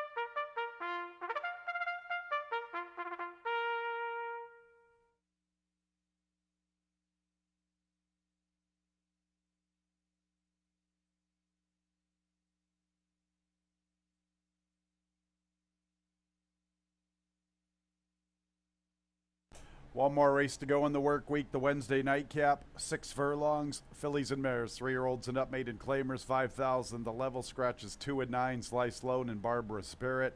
1-8 Giant Bottle races with blinkers on.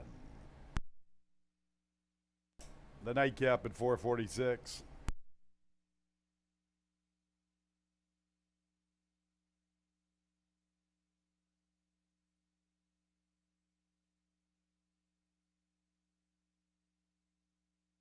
Here's the field one, Sarah's Pride, Nazario Alvarado.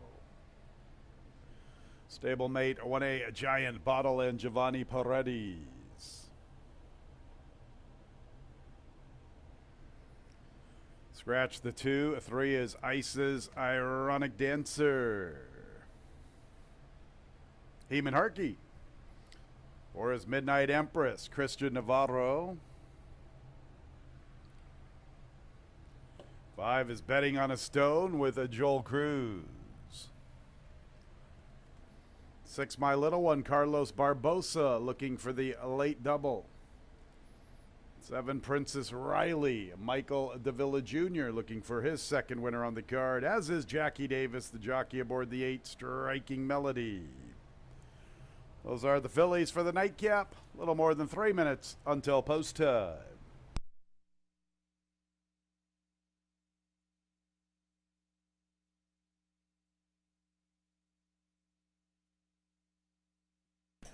All right, fans, one more race to talk about in the work week. Before we get to the analysis, there was a claim out of the 7th. I think I forgot to announce it. The 1 Albie moves to the barn of Caitlin Gooderson for Photos Finish LLC.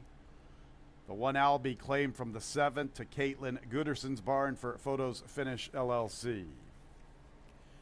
All right, the nightcap with a field of 8, 7 wagering interests. Lose the 2 and the 9. Betting on a Stone is the one to probably beat. She's even money on the board. She ran a pretty good race in defeat most recently. That was for this maiden 5,000 level. Actually, it was the race 2 back I was thinking about when she missed by half a length. Somewhat regressed in her most recent start. Is she a suspect favorite? I mean, I guess, maybe, right? She's speedy. She should be up near the lead, should be forwardly placed. Just a short price. We talk about these maiden 5s, especially with the fillies.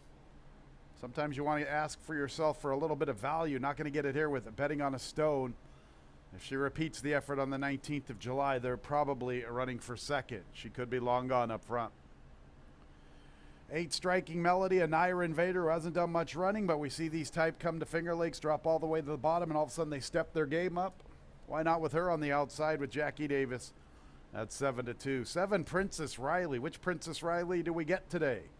Do we get the one that started the season doing some pretty good things? Couple of second place finishes to repeat winners after Alpha and True Destiny. Recently, she hasn't been too good. I'm hoping she can revert back to the form to start the year. Give her a little bit of a look at a price, 6-1. 6, My Little One, finished in front of the favorite, Betting on a Stone on the 2nd of August.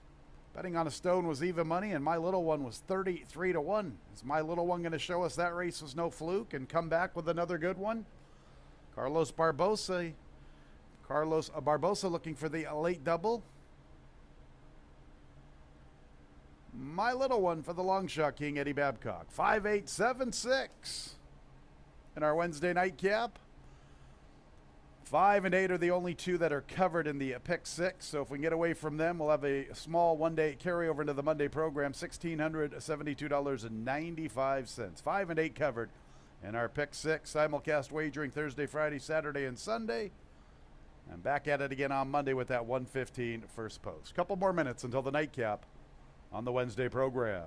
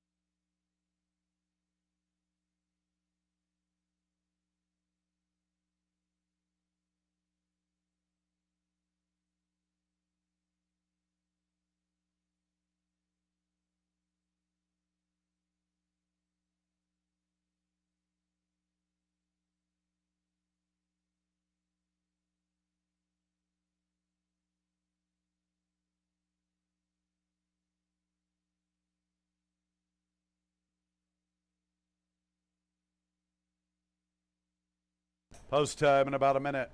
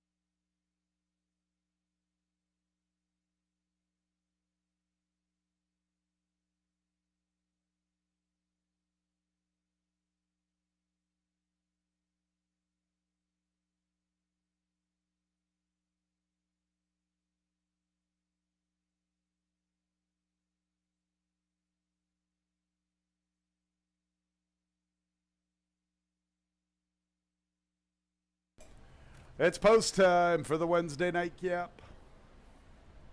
Betting on a stone at 4-5. Ortis Henry's duo, Sarah's Pride and Giant Bottle. The second choice is 7-2. There's Ice's Ironic Dancer. Midnight Empress moving forward. Next will be the favorite, Betting on a Stone.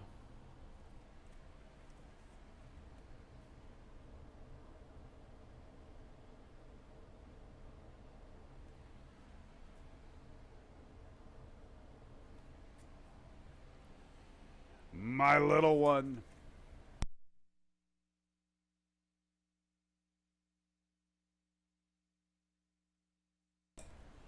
Princess Riley and Striking Melody, the last two to load. Field of 8-7 wagering interest. Betting on a Stone, the favorite.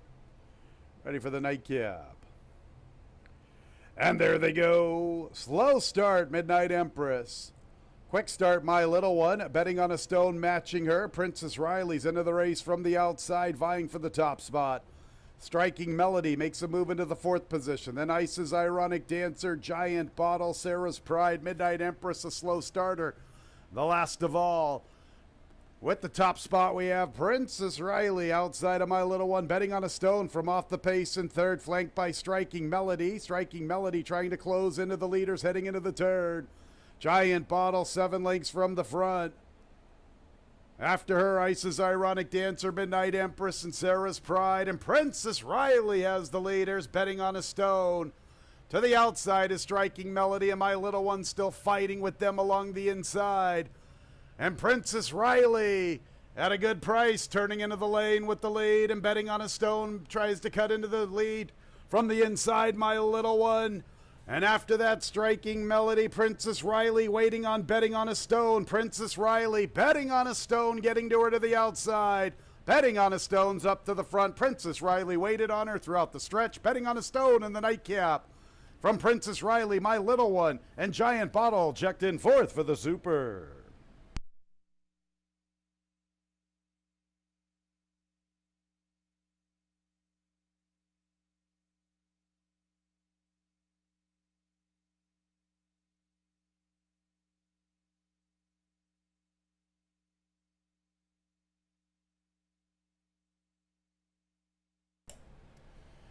$115 and 51 100. 5 Betting on a Stone in the nightcap.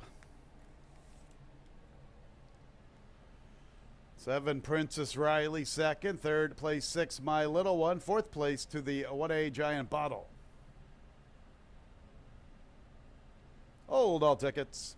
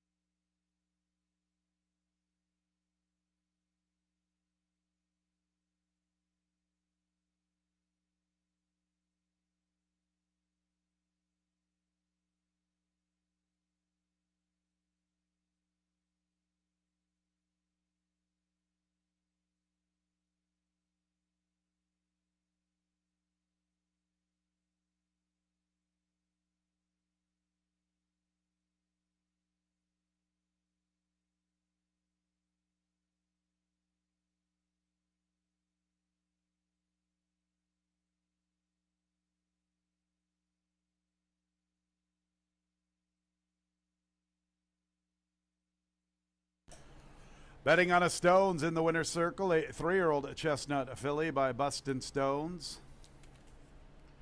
Out of the dam, Molton. Owned by Darlene Belinsky and Joe Micheli. Winning traders Paul Barrow, winning jockey Joel Cruz. Winner was bred in New York by Steven Spielman.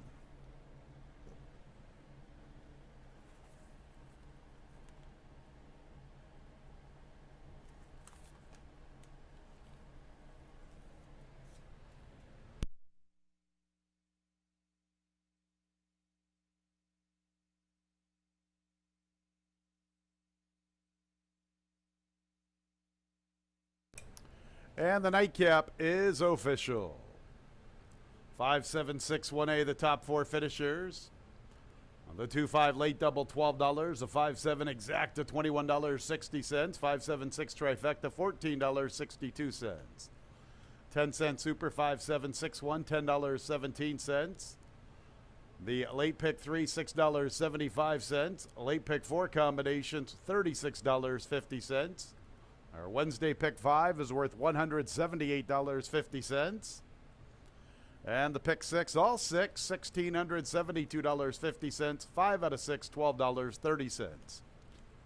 $1,672.50 for all 6 in the Wednesday pick 6. That's it for our live action. Still some simulcast wagering available. Simulcast wagering Thursday, Friday, Saturday, and Sunday. Back at it again on Monday with a 1:15 first post. Sure hope you had a great Wednesday when leaving the track. Please drive very carefully. This has been racing from Finger Lakes Gaming and Racetrack. Good night, everyone.